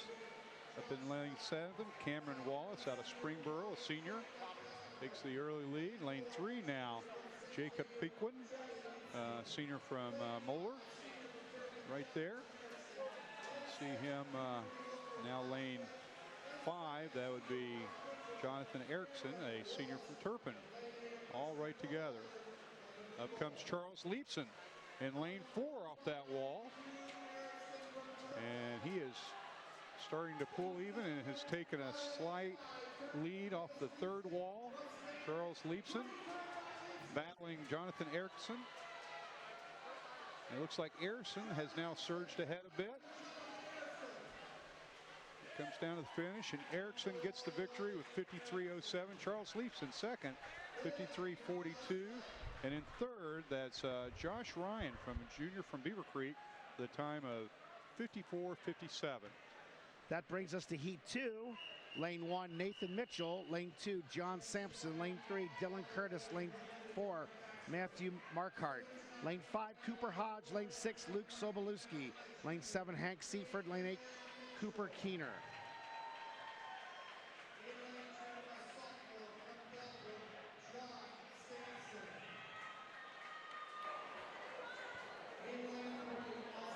Hi, I'm with Jay Bell, a senior from Tippecanoe who just won the 50 freestyle with a 21.19.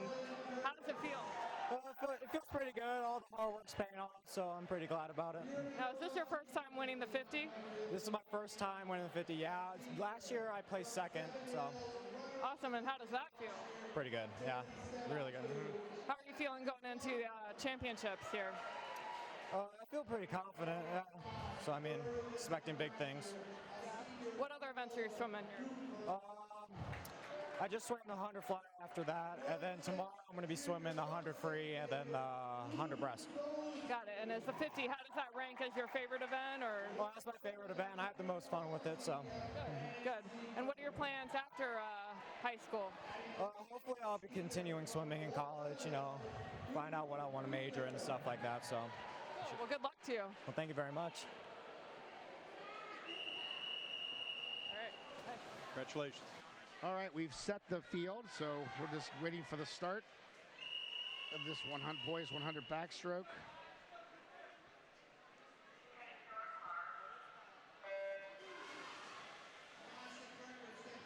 Okay, lane 6 with a very good surge. That's Luke Shabalski from St. Xavier. Got the early lead, but the field has closed. Dylan Curtis right there in lane 3. Matthew Markart, who's very good underwater, also right there. Cooper Hodge right there. Good race. Hodge now has the lead at 24-24. Good first 50. Cooper made his first junior national cut in the 200 backstroke, so he's always been had prowess in the backstroke. And he has a slight edge. His underwaters are strong. And that's going to get him the victory. Marcotte is also right there. And Hodge gets the win with a time of 49.77. Marquardt gets in for second at 50.64. And in third, that's Dylan Curtis from Centerville. Time of 50.69. Now we're on to the... Not a record, but a strong swim. A great swim. Great swim. Cooper's having a great meet. Yeah. Girls 500-yard freestyle. Hello. And now we shift gears to an event that's going to have some strategical prowess. Lane 1, if Heat 1, will be Emily Carlin of Kings. Lane 2, Liz Quarren of Centerville. Lane 3, Christine Van Kirk, Ursuline. Lane 4, Shannon Jelly, Kings. Lane 5, Casey Becker, Walnut Hills. Lane 6, Kendall Ferrara, St. Ursula. Lane 7, Lexi Hardawig, Turpin. And lane 8, Megan Sadel of Miamisburg.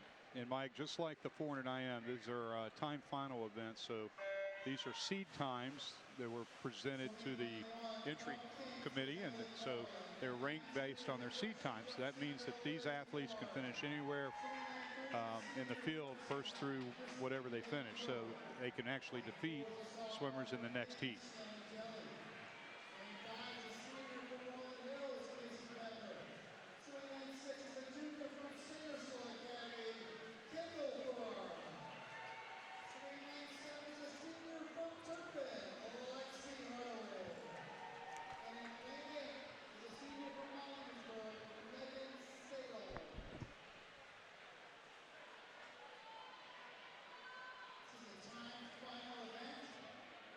Okay, we've got a very close race between lanes 2, 4, and 5. Liz Corin from Centerville, the freshman, in 2. And Casey Becker from Walnut Hills, a senior, in lane 4. And then in the lead, we've got Kendall Ferrara. You can see a counter there. They're putting in the lap counters so that the athletes know where they are in the race. Most of them are able to do that in their head, but it's always good to have the lap counter there to make sure that they are accurate. In many races at different levels, they don't all stay on the same lap, so as the races get longer. In the 500 at this level, though, they're all more than likely not get lapped.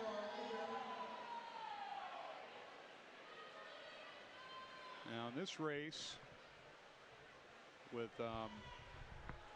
Ferrara taking, I'm sorry, that's Becker taking the lead. She's broken containment. The athlete in second place, Shannon Jolly, is far enough behind that she can't drag or draft off of her. In lane 2, Liz Corin from Centerville is trying to come up now. Oftentimes you'll see these athletes negative split this race, which means the second half of the race is faster than the first. And that's a common approach by many distance swimmers or mid-distance swimmers.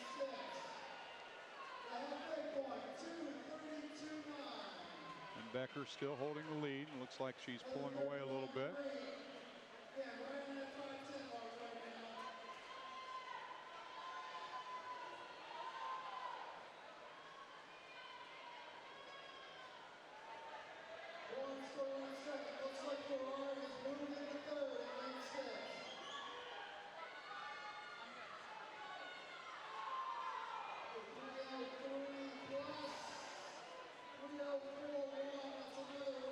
Out 3:04, so she's holding 1:01.3s per 100. It's a good pace. If she continues that, she's probably going to be right around 5:06, 5:07 range.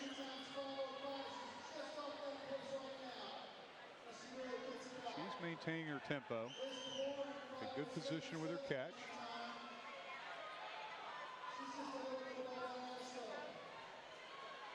Coming in, she's pulling bottom arm, breathing second stroke. So that's a good technically sound wall skill there. Liz still in second in lane 2. Getting some great underwater viewing here. See that?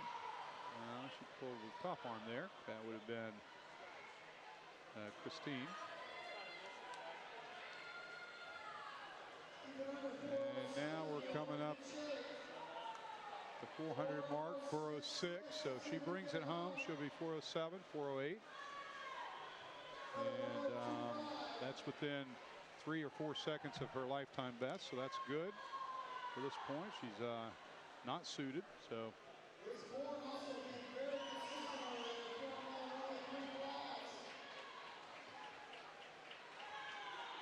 and you'll hear a bell as the official rings the bell, signaling the last 50 to come. Getting a little short off her walls. You can see the fatigue setting in. In lane 2, Liz Corin is still hanging tough. She's going to get second. Lane 6, Ferrara looks like she's battling to hold third.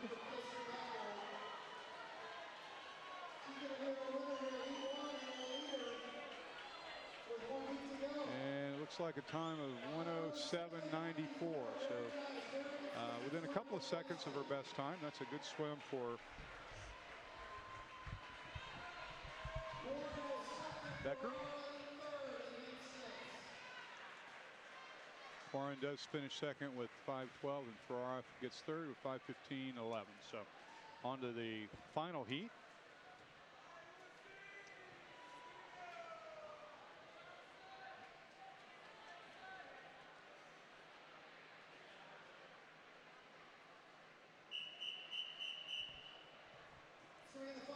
And now we'll set the final heat.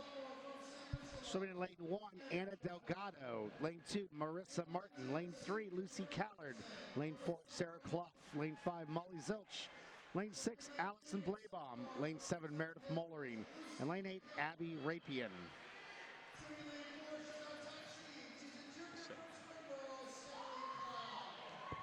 Okay, and the meet record held by Amanda Smith, 4:53.10. Sally Clough has the top seed at 4:52.8. She's suited up and ready to go. You can see she's got her speed suit on. So maybe she's going to be making a run for this record.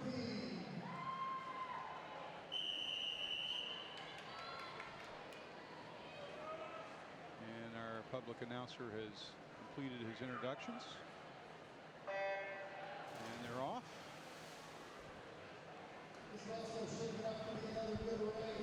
And Lucy Callard, the winner of our 400 IM, takes the early lead. We've got 19 links of the pool left to go. Good solid tempo being set by the field. Top seed Sally Clough is right there. Very even first part of this race. All the girls swimming right together. Now up in lane 8, Abby Rippon from Cleves. Taylor taking a little bit of a lead. And the field is very tight, very tight. And Rippon followed by Callard. And I can see lane 8 leading the race. Sometimes the race can be stolen from the outside, and that's down at the bottom of our screen. Hard to see him. Hard to see Abby right there, but she has opened up a bit of the lead, and I'm not sure everyone knows she's there. Okay, and they come through at 120, 128, 129s at the 150 mark. Callard in second.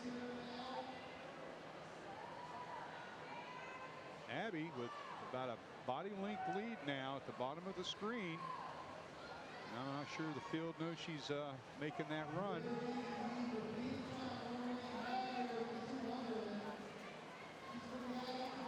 Now the field seems to be picking up the pace.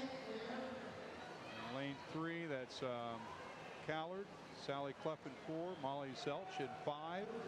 All starting to pick up their pace. Allison Bobon out of Mason, a sophomore, right there as well. Looks like we're getting ready to go to an interview with Cooper Hodge.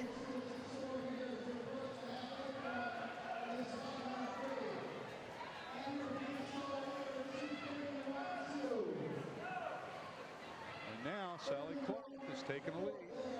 Callard's on her hip. Lane 8 still leading, Abby Rapian.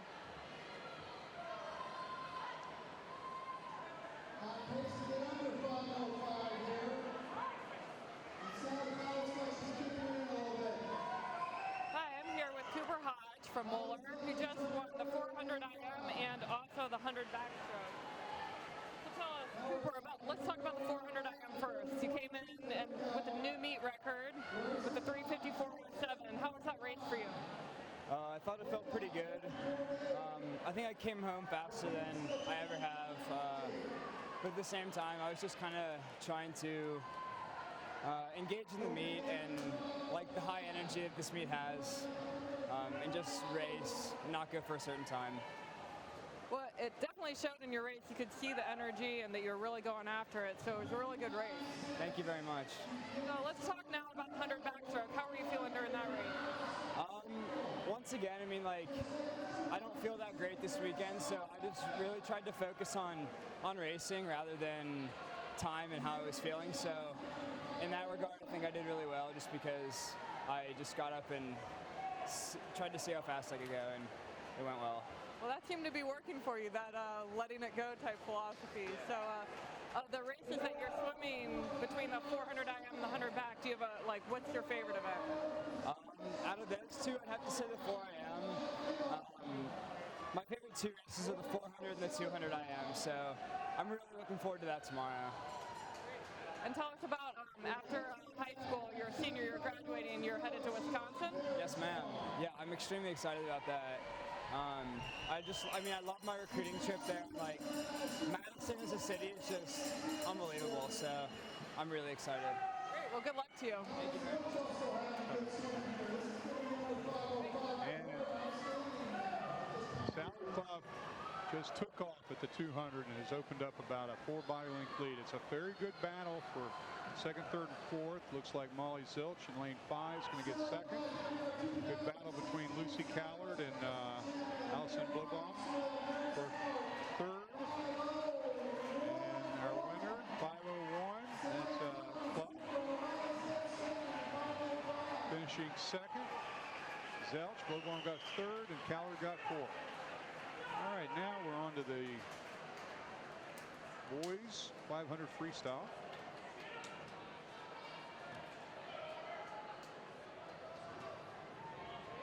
Good interview with Cooper Hodge there as he is excited about heading to college.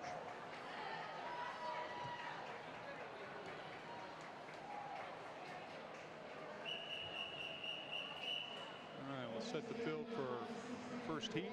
Swimming in lane 1, Will Schwederman. Lane 2, Austin Theobald. Lane 3, Nick Ackerman. Lane 4, Jacob Waters. Lane 5, Justin Grender. Lane 6, Michael Sparks. Lane 7, Ethan Devyak. Lane 8, Tim Hagemeister. Looks like we'll be going to another interview here in a moment. After the start. And they're on. Clean start. Lane 5, off to a good breakout there. Justin Grinder, he's had good start skills this meet so far. Powerful young man. We're here with Maddie Schaefer from Springfield, winner of 2 events tonight, the 200 freestyle and the 100 butterfly. And congratulations, first of all, you win the Stan Kaplan Award for winning the 200 freestyle. Thank you. Now you set a meet record in the 100 fly. Which of these events do you prefer? I really like the 100 fly. It's just been my favorite ever since I was little. Great.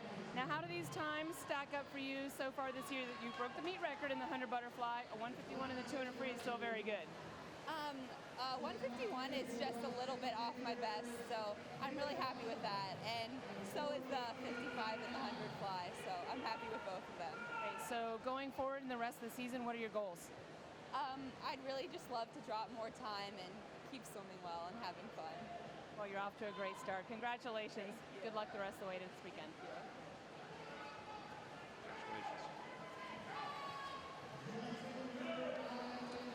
And we're back. And we've got lane 4, lane 5. Justin Grinder has the lead. He's being challenged by Jacob Water out of Madera, a junior.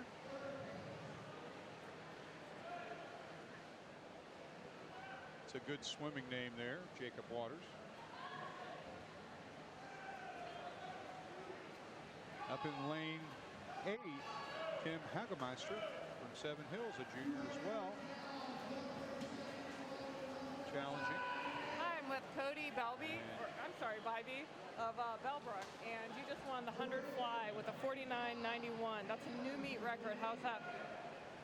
It feels pretty good, you know, considering I'm a sophomore and have the next 2 years to really improve on that. It's really a good feeling. Now, is this your first time winning a race at Classic? It is. And how's that feel? That feels pretty good too. It's a pretty big meet, so high caliber meet. It feels good to win at these kind of meets. So now what are your goals given this performance going into the championship season? In the fly, I really want to get down to a 47 by the states. So in the 2 free, which I did earlier, I want to get down to a 36. So that's awesome. Those are great, ambitious goals, and we're wishing you the best. Thank you.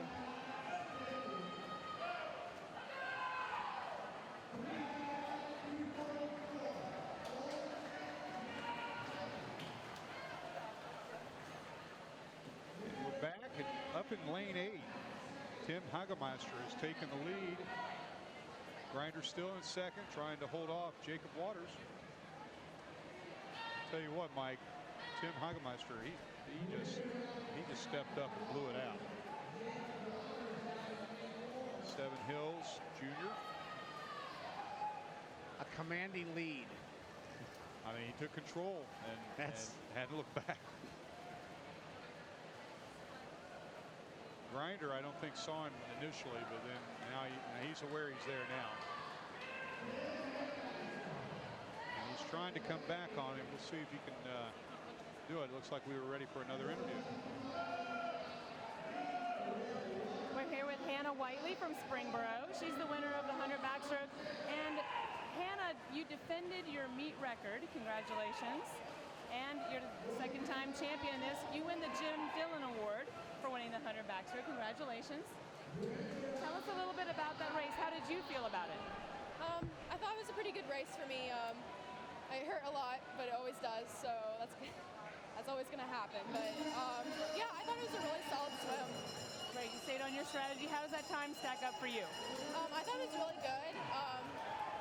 I was like, that's probably where I was hoping to go around that time, so I'm pretty happy. And next year you are heading to? Louisville, University of Louisville. Congratulations. Best of luck to you. Thank you.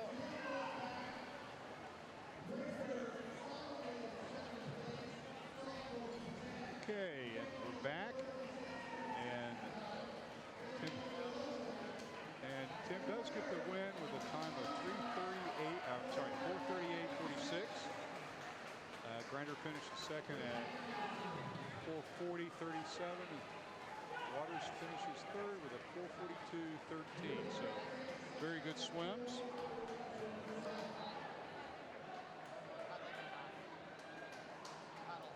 Well under their seed times. And now we're on to our championship final. This being the time final. So if those times right there surpass these top 8, they can move up into the top 8 because it's a time final. All right, so in Heat 2, Lane 1, Patrick Bukovic. Lane 2, Christian Invas. Lane 3, Hassler Carroll. Lane 4, Joshua McDonald. Lane 5, Grant House. Lane 6, Joel Thatcher. Lane 7, Jonathan Erickson. And Lane 8, Dominic Harry. And this record is held by David Moscow from 2007, 8 years ago, almost 9, and well, it would be 9.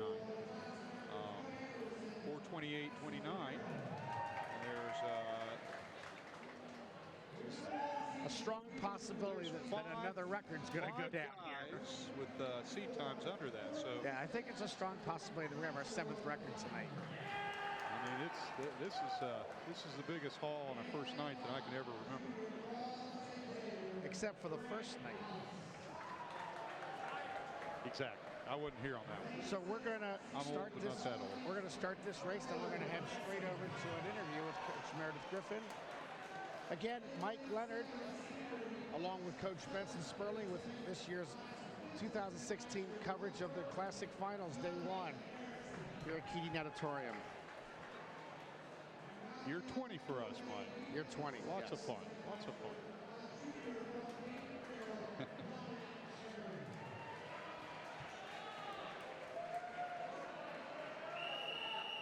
All right, and blocks have been filled by athletes.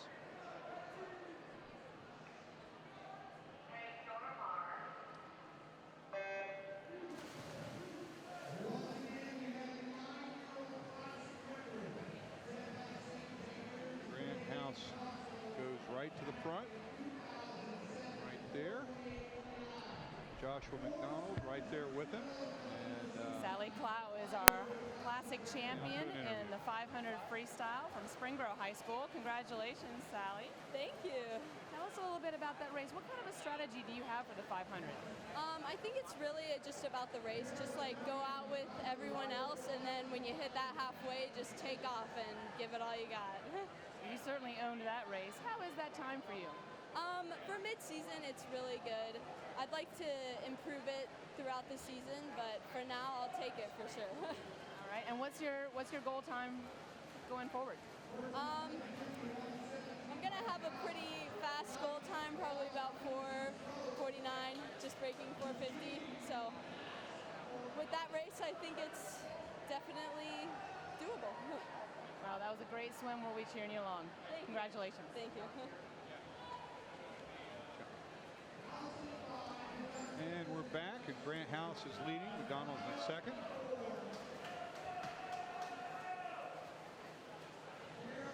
Third place is Hessler Carroll from Anderson, and he is trying to get up on McDonald's hip, swimming a back half here. Grant smartly and wisely has moved to the opposite side of the lane to avoid any drafting that McDonald might be able to muster. Grant looks very smooth right there. Good clean wall. His wall skills are getting better.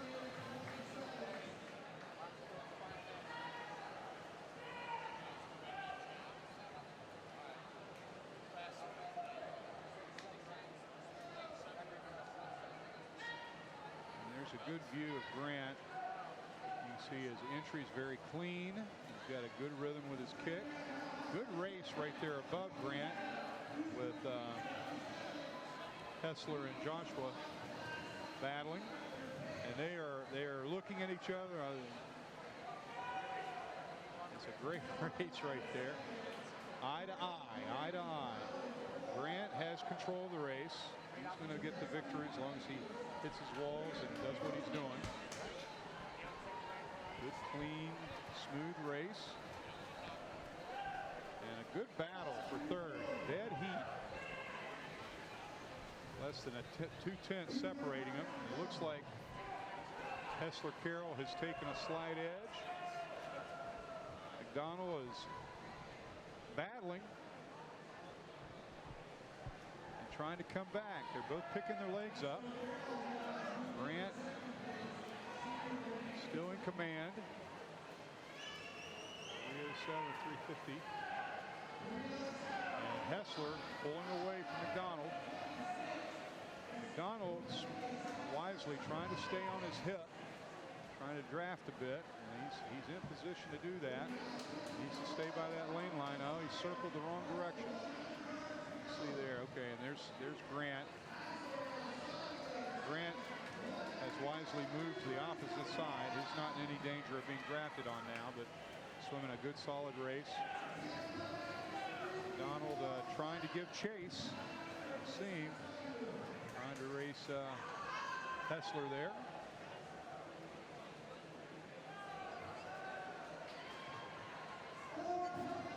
Got a pretty good race for a 4th and 5th between Patrick Bukovic and Christian Imbus.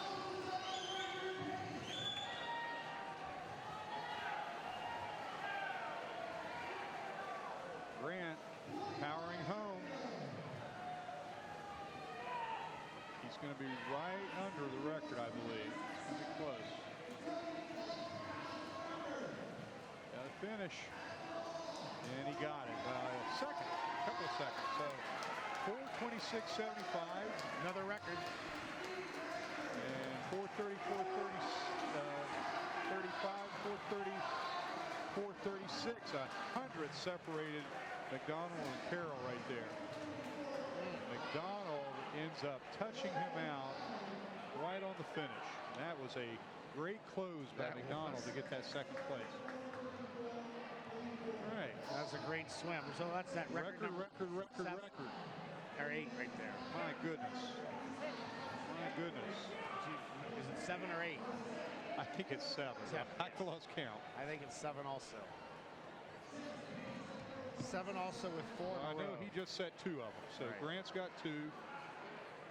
Hodge got 1. We got a couple on the girls' side. Yeah, it's probably, I think it's 7. 7, yeah. I have to count them up. All right, 50 breaststroke. Swimming in lane 1, Lauren Kaufman. Lane 2, Sydney Pelzer. Lane 3, Anita Pan. Lane 4, Rachel Heiss. Lane 5, Lauren Ferguson. Lane 6, Fiona Kane. Lane 7, Finn Roberts. And Mike, this is a junior varsity event. It's not a contested high school event. It provides our less experienced and younger athletes an opportunity to make it to this final, get on TV, and so absolutely a wonderful opportunity for them to get experience.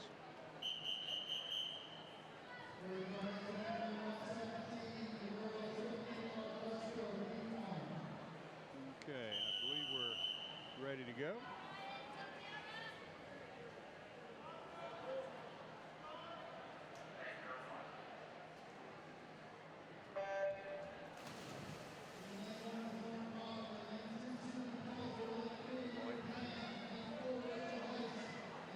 And they're off. And in lane 6, Lauren Ferguson, the early lead. Looking at their pullouts, she had a very good, Ferguson had a very good pullout there to hold on. Let's see, Rachel Heiss trying to come up. It's going to be right down to the wire. Looks like Rachel might, oh, it was very close. And Kane holds on. Fiona Kane, Marymount Jr. with a time of 34:16 wins the consolation heat. And now to the championship final.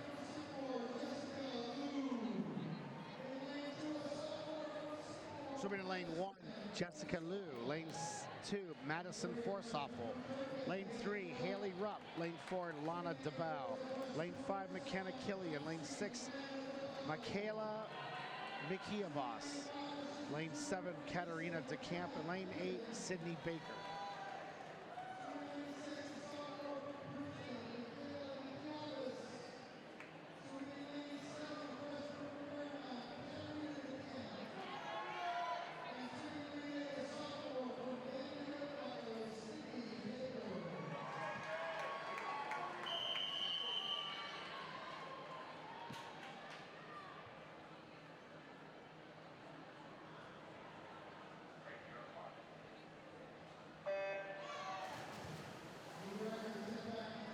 Good start.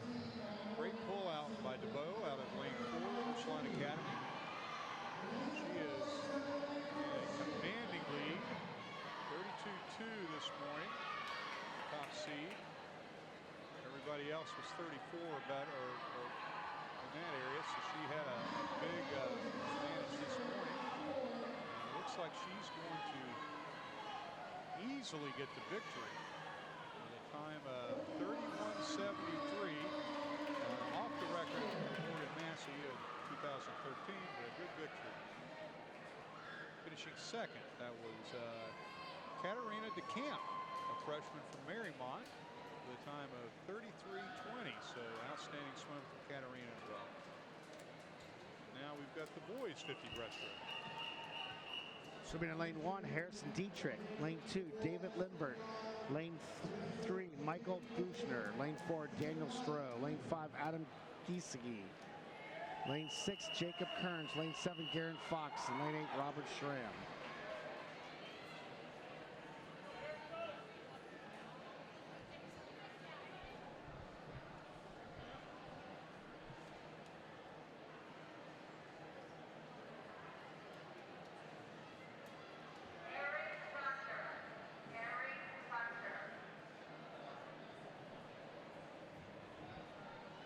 It looks like we have a need for an alternate, so they've called Eric Gunther.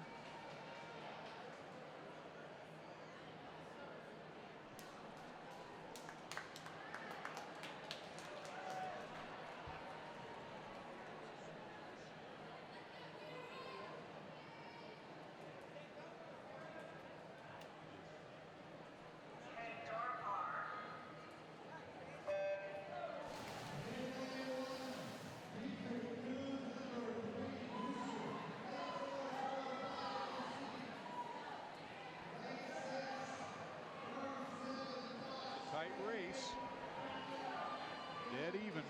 Too close to call right now.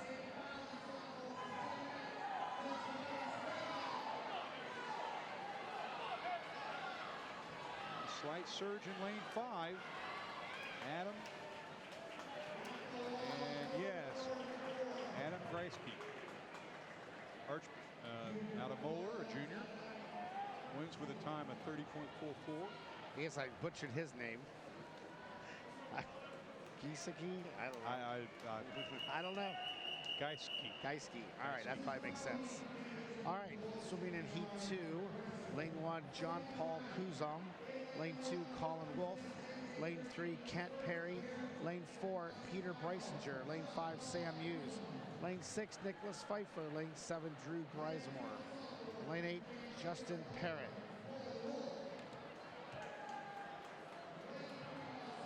Breisinger with a time of 29.21 was the top seed.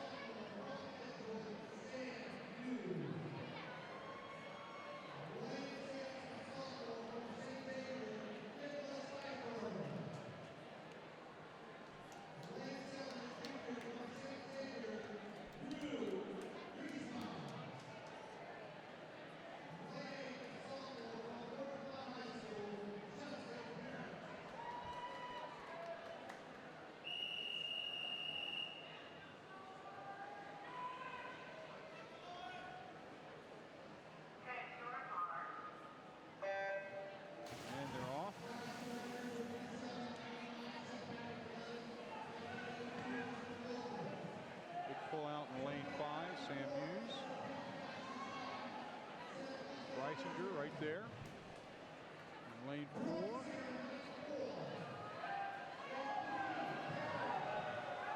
here they come. We're here with Lana DeBow from Ursuline. She just won the 50 breaststroke. Lana, how does it feel to win an event here at the Classic as a freshman?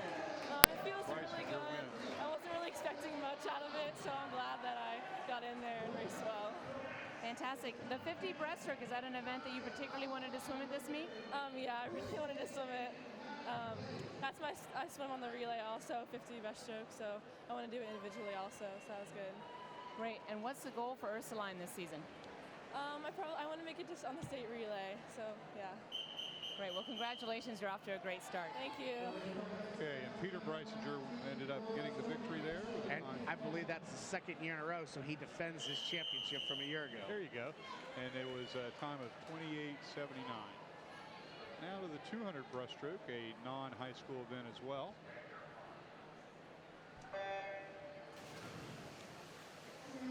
Swimming in lane 1, Priscilla Wu. Lane 2, Claire Golba. Lane 3, Kylie Decker. Lane 4, Libby Miller. Lane 5, Maddie Eckley. Lane 6, Bryn Erickson. Lane 7, Carrie Tepe. Lane 8, Morgan Butterfield. And very even at this point. Looks like Maddie Eckerly, Centerville senior, being challenged by Libby Miller in lane 4, a freshman from Indian Hill. And out in lane 7, that's Tepe, co-reign, Carrie Tepe. Tepe is a junior.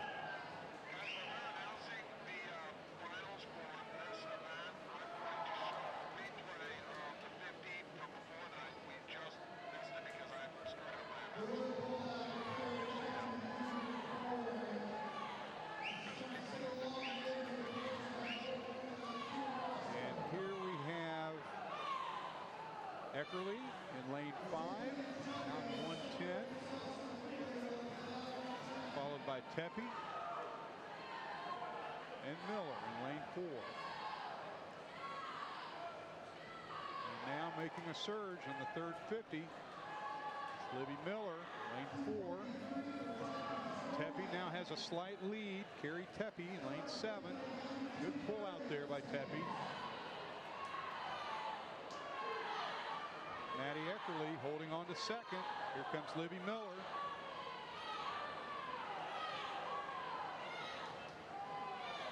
Brent Eckerson from Ursuline Academy, a junior, challenging as well in lane 6. And it looks like Carrie Tepe holding on. Looks like she's in command. Here comes Libby Miller challenging for second.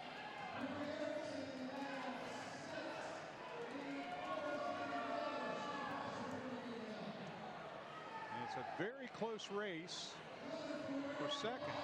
Looks like Tepe's going to hold on to the victory. Here comes Libby Miller taking a slight edge for second. Brent Eckerson third. Yes, and Tepe wins with a time of 2:29.04. Libby Miller 2:31.04 was second. And Eckerson gets third with a time of 2:31.45. All right, very good swims. Now the championship final, Mike. Swimming lane 1, Marie Dockin. Lane 2, Leah Dupree. Lane 3, Laramie Reed. Lane 4, Sarah Sperber. Lane 5, Grayson McQuarrie. Lane 6, Grace Siebert. Lane 7, Laura Morris. And lane 8, Kate Overby. Serber this morning went 2:24.19. Rachel Gustin still holding the record. 2:93, 17:21. And that is the replay of the 50 breaststroke where Breisinger got the victory. Peter Breisinger. And there is final times for the first heat of the girls, and now we're ready for our championships as our announcer finishes up the introductions.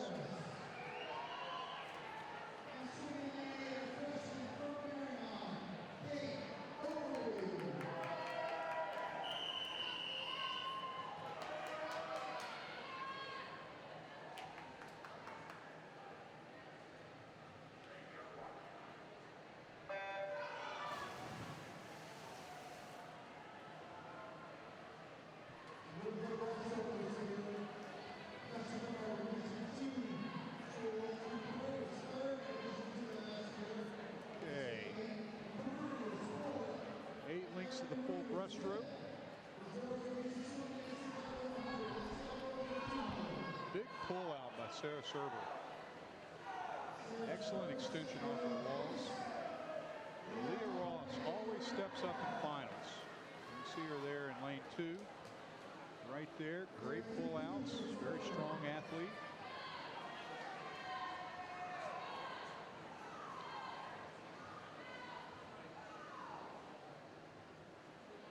Serber with the lead, followed by Ross. Leah Dupree. I'm sorry, I think I mispronounced that. I misspoke. Leah Dupree right there in lane 2. See the underwater shot.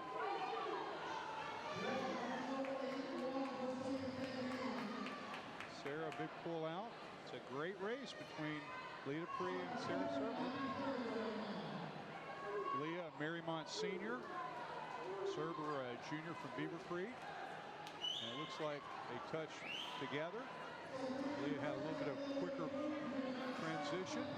Serber a little bit longer pull out. And Leah's tempo right now looks a little more effective. She has got a little bit better rhythm. Serber's falling a little bit behind. Leah has taken the lead. I am very impressed with the way Leah has stepped up on this race.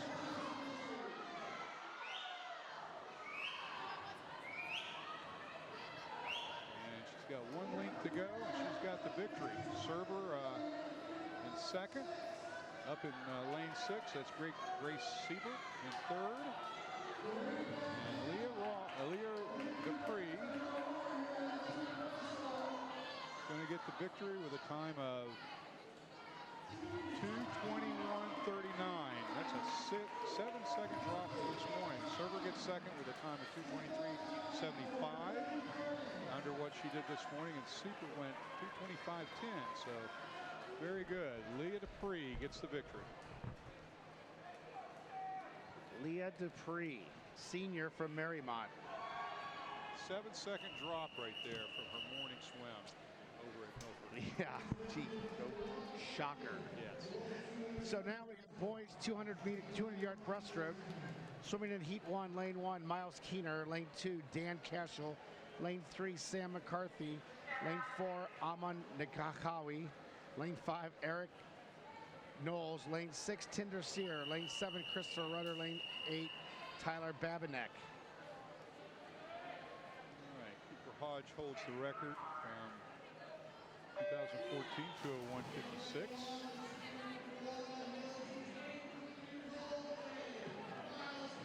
And in lane 6, Tinder Sar moves out quickly. Eric Knowles right there in lane 5 as well.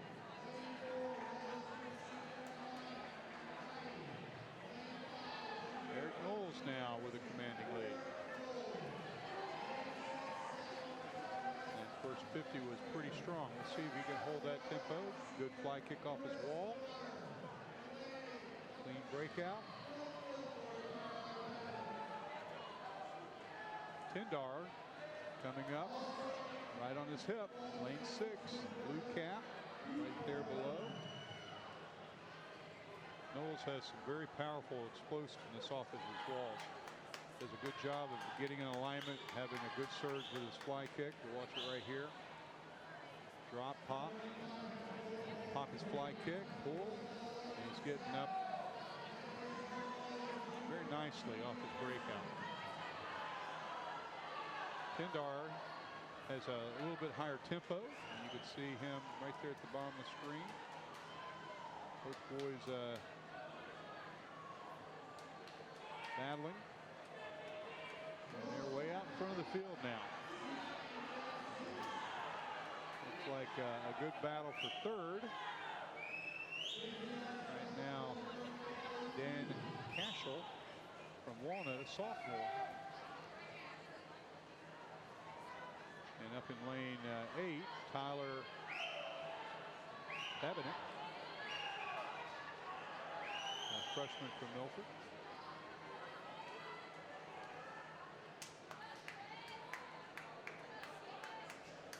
Eric Knowles now hold on for the victory. Tindar Saul. And 2:07.57 for Eric. Tindar was 2:08.69. So good race. They congratulate each other. Good sportsmanship right there. And now to the championship finals. Swimming in lane 1, Alex Wade. Lane 2, Jonathan Bernard. Lane 3, Chris Corrin. Lane 4, Dylan Frost. Lane 5, Nicholas Ferrara. Lane 6, Zach Baker. Lane 7, Luke Van Gorp. Lane 8, Chandler Vandeford.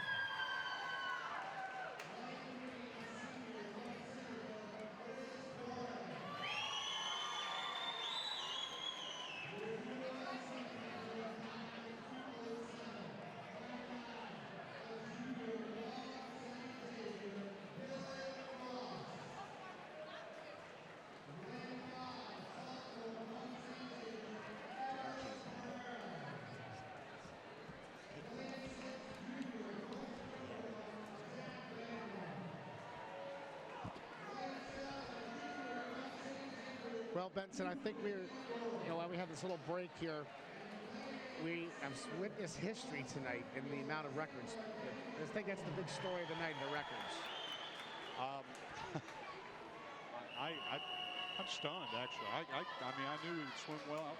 I knew For you to be at a loss of words, it has to be an amazing I've been very accomplishment. impressed. And that's a great testament to the coaches. They're doing a great job. I'd like to remind everybody that we've had very little snow days. These kids have trained their tails off. And so theoretically, they should be pretty tired, but they're not swimming very tired.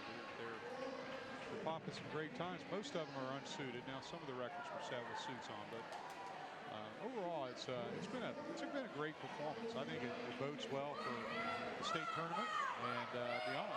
So, very good performances out of these athletes. And it looks like we have lane 3, Chris Corin of Centerville, who is taking a nice lead on the field early in this race. 27-8, and he's a senior, so he's going after it. He's not holding anything back. Senior year. I really like what he's doing with his stroke. You can see he's got good extension. He's getting his hands close. He's surge forward. Has a great rhythm on his pullouts. He's wearing a speed suit, so he's going for it. Up in lane 6, that's Zach Becker, Springboro Jr. He's in second by quite a bit, trying to come on up. And Chris is holding on. He looks like he's fatiguing just a touch. And here comes a charging Zach Becker. And let's see if he's got enough to run him down. And it's a good race, but it may be too big of a lead. Sometimes you can steal it early and hold on. Well, Chris looks a little bit better right now. He's starting to feel his rhythm again.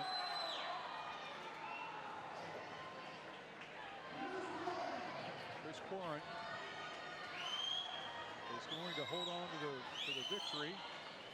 Zach Becker from Springboro is going to get second. It looks like lane 8, Chandler Vanderford is going to get third. Now our winner goes 204.24.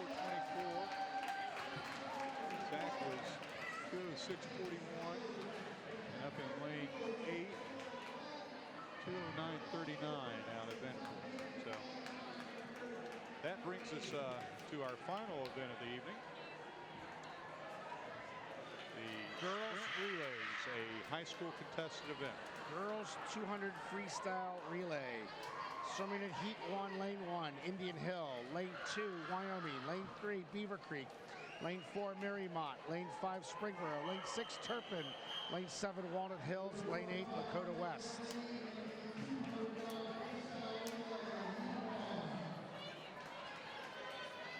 .200 medley relay. 200 free relay. Free relay. 200 free relay. And we've got Marymount in this heat, and they won the medley relay. Leading off with Brooke Woolard, a sophomore, followed by Lainey Newman. And right off the bat, Hannah Whiteley takes the quick lead. We saw Hannah win the backstroke. She's using her fly kick on her stomach,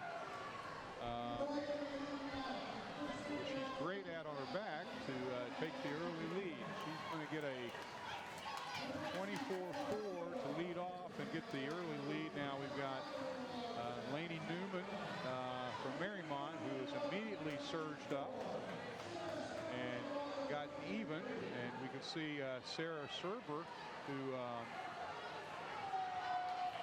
is in third place in lane 3. Lainey Newman with a very strong leg, 24-7 for Lainey.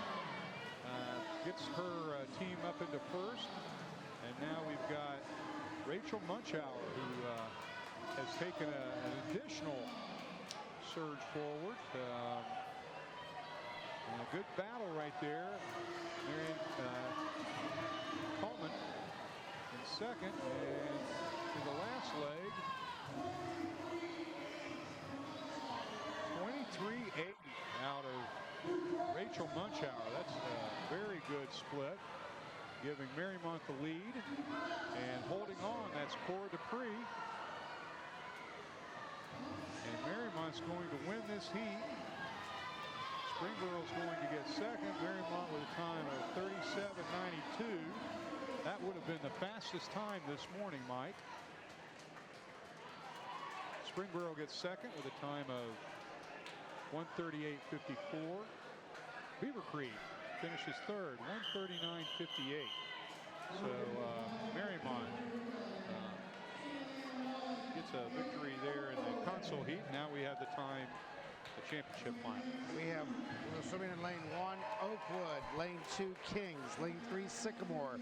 Lane 4, Mason. Lane 5, Ursuline Academy.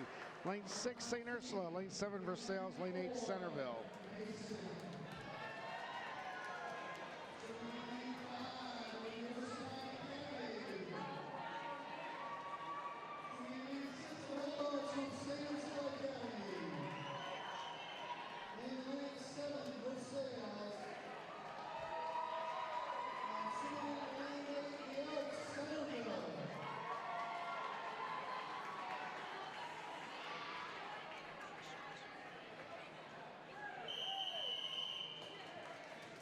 Okay, Mason was our top seed this morning, 138.15.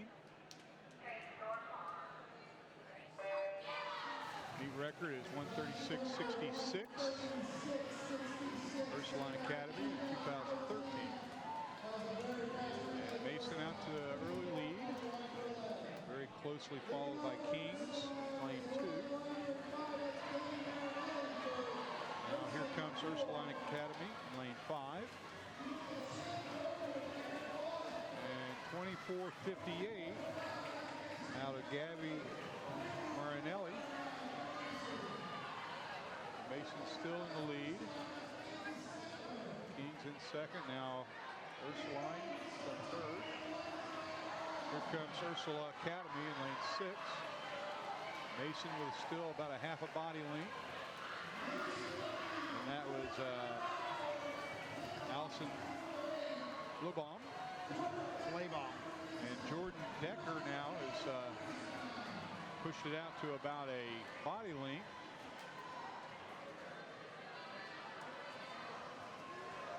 4.8 on our second leg, and let's see what Jordan goes here. Jordan splits at 23.9, second fastest split I've seen this evening. Abby Esler bringing it home.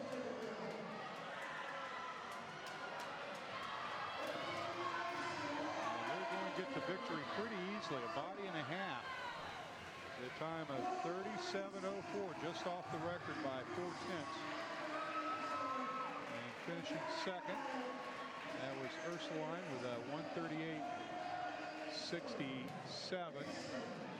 Finishing third, Sycamore, 139.84.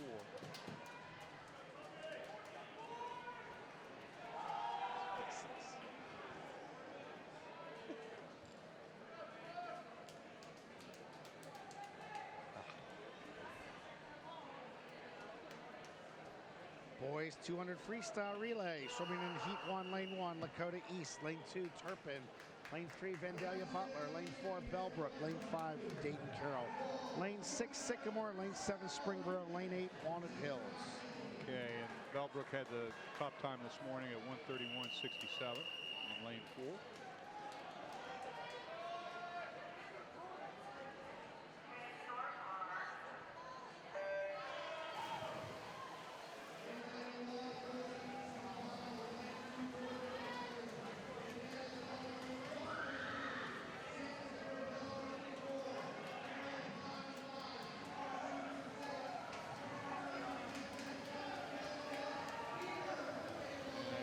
Lead in lane 3. That's Tommy Cope. Tommy Cope split 21-3 right there to get his team out way ahead. And the field is trying to chase down the second leg, Brendan Shanahan. And they're coming back on him. Lane 5, that's Ignatius Rosart. Lane 3 still holding the lead. That's Pete Lingo, a junior. Up in lane 7, that's Noah Young, a freshman trying to catch up. Going even, and it's now going to come down to Colin Wolf and Zach Backer. And now here is Turpin, Jonathan Erickson, who's trying to get up there for second. Good battle. Lane 7. Jack Becker. Wow, it's going to be tight on the finish. Oh, Lane. Oh, lane 7 held on. The time of 1:30.45. Springboro. Finishing second, Dayton Carroll, 1:30.51. And Bellbrook finishes third, 1:30.53. And that brings us to the final heat, heat 2, boys 200 free relay. Lane 1, Madera. Lane 2, Mason. Lane 3, Moeller. Lane 4, St. Xavier. Lane 5, Seven Hills. Lane 6, Centerville. Lane 7, Wyoming. Lane 8, Tippecanoe.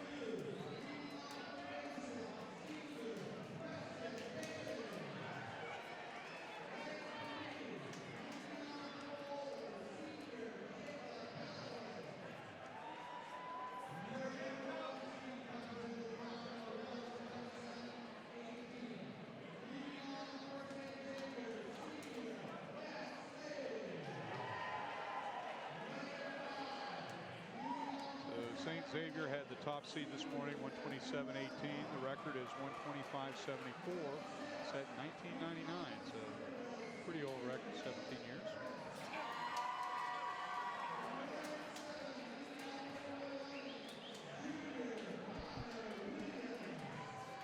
Wrong button, excuse me.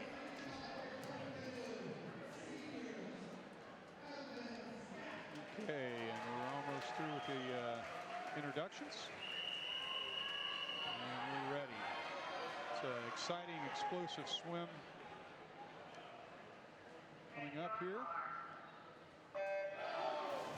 50s all out. All right, Matt Slavey getting the early lead there. That was a good explosion. Dylan Curtis in lane 6. Slavey holding off Curtis. Good pickup there by Nicholas Cara. Xavier with the lead. Cincinnati Madera, Jacob Waters down at the top of the screen right there on their hip. And now Justin Grinder. Justin had a very good pickup. Great breakout. And Grant House will be anchoring. And the race is for second. Seven Hills currently in Grant House.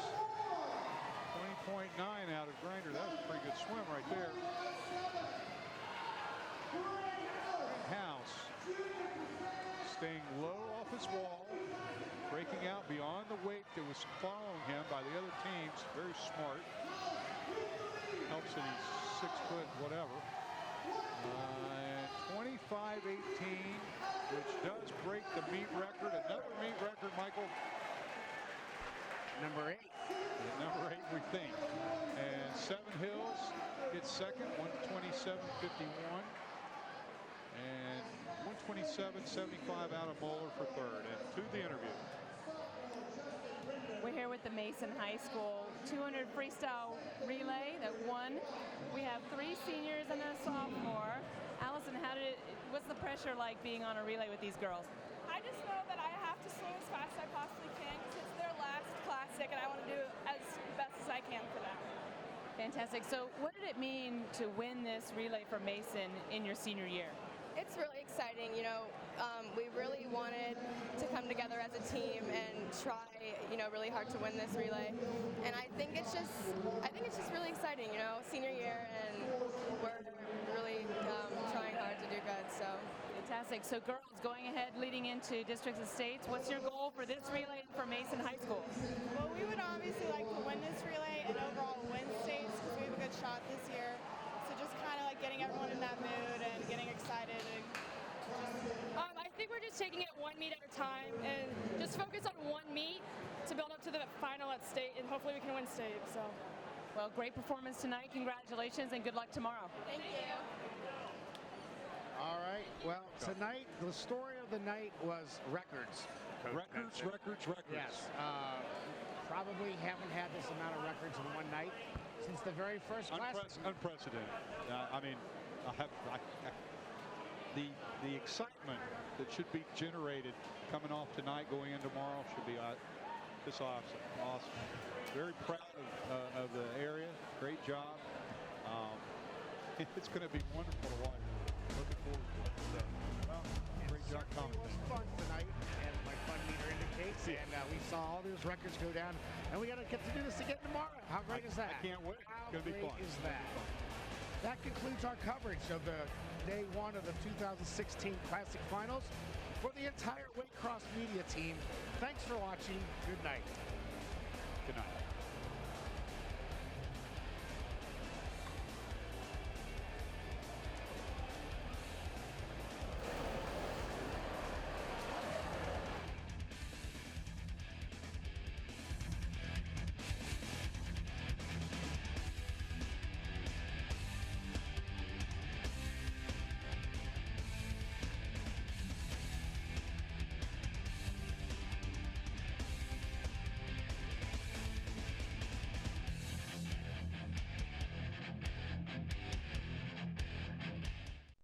Copies of this program are available for $20 each. Send program title along with your address and check or money order to Waycross Community Media. Attention Dub Coordinator, 2086 Waycross Road, Forest Park, Ohio 45240. Or buy securely on the web at www.waycross.tv.